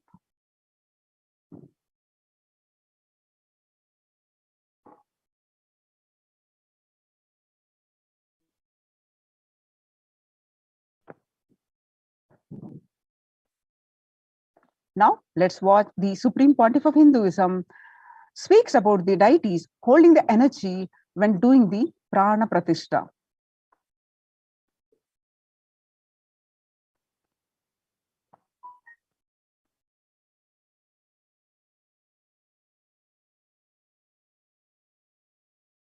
Settling, I wanted to do this Kumbhabhishekam, and then the Shivacharyas have advised us that Uttrayana Punyakala means that after the Uttrayana starts, we are having a good date, Uttamottama date for Kumbhabhishekam. So that's the reason we waited. And see, fundamentally deity intensely receives the energy like a lightning and holds it and manifests continuously for the whole humanity. You see, it's like if I have to talk to you in a normal social language, it's like a lightning holder. Like I can get into the Samadhi, one with Paramashiva, and bring the whole thing to planet Earth. But the deity should be able to hold it and manifest it, radiate it for the humanity. So that is the reason the beautiful, dense, most dense granite deity is made. The earlier, the Avudayar we made, too much of power manifestation, it has given crack in multiple places. I don't know how you guys will be able to believe. Maybe I'll tell them to show the video. Such dense granite cracks to pieces and so carefully maintained with so much of all the Abhishekam, Puja and everything. Crack is the last thing you can imagine in dense granite, but so many places that earlier Avudayar has had, and that's the reason we made the new deity with more dense granite now. More dense granite, the deity is done, so it can withstand the power manifestation and hold the power for quite a long time. Maybe at least next 12 years it can hold. And before that I'm planning for the different level of granite for Avudayar. I wanted to teleport from the other planets where the 100 times more dense than planet Earth's granite is available. And anyhow, all that I'll do it and then show, and instead of giving material for trolls, I'll give information after everything is achieved, after everything is done.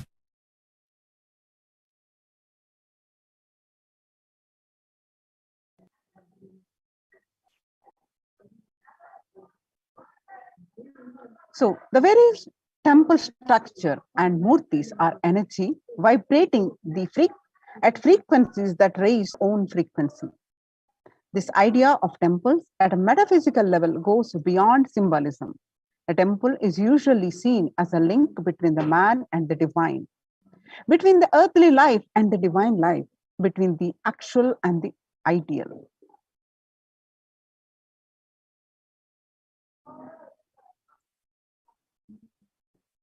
The temple, as a bridge between the earthly mundane and the divine, starts to narrow as the link at the bridge disappears and one actually experiences the energy or divinity within the temple structure and therefore within themselves. The temple, as a bridge between the earthly mundane and the divine, starts to narrow as the link or bridge disappears and one actually experiences the energy or a divinity within the temple structure and therefore within themselves.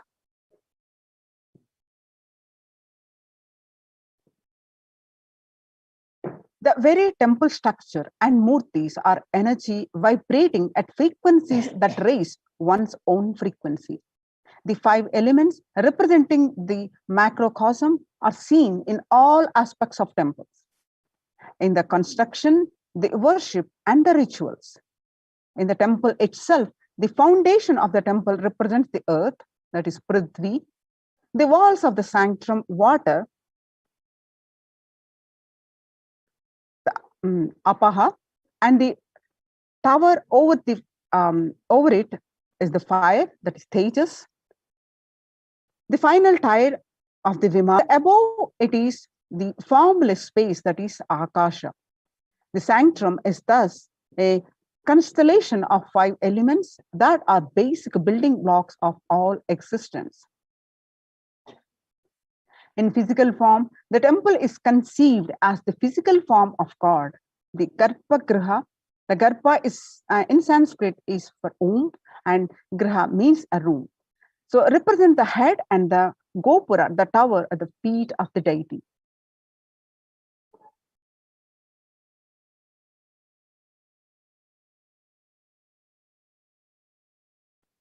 So vertically, the Garbhagriha represents the neck, and the Srikara, the superstructure over the Garbhagriha, the head, the Kalasha, the tuft of hair, the Shika. When a devotee enters the temple, they are virtually entering into an energetic mandala and participating in an energy field. Their progress through the outer halls or pavilions to reach the inner sanctum or Garbhagriha represent the phases of progress in one's journey towards the divine.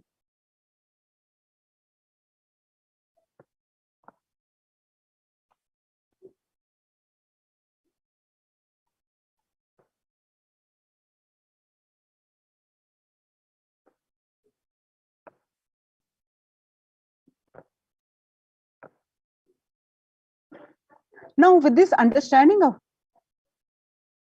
what are the temple structures, now let us understand why deity worship.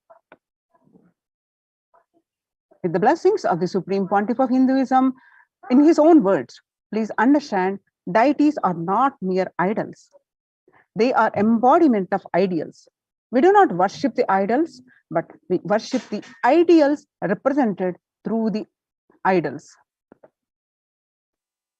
When the divine is present before him in a form that he can see, touch, and relate to, the transmutation becomes an easy and joyful process.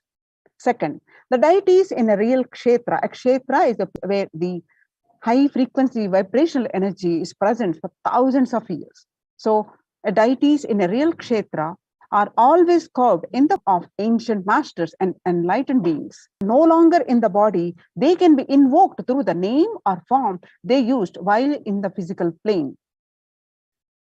So when we pray to the deity or chant its name, the corresponding divine vibration is automatically awakened and becomes available on the energy plane to guide and bless us. The Supreme Pontiff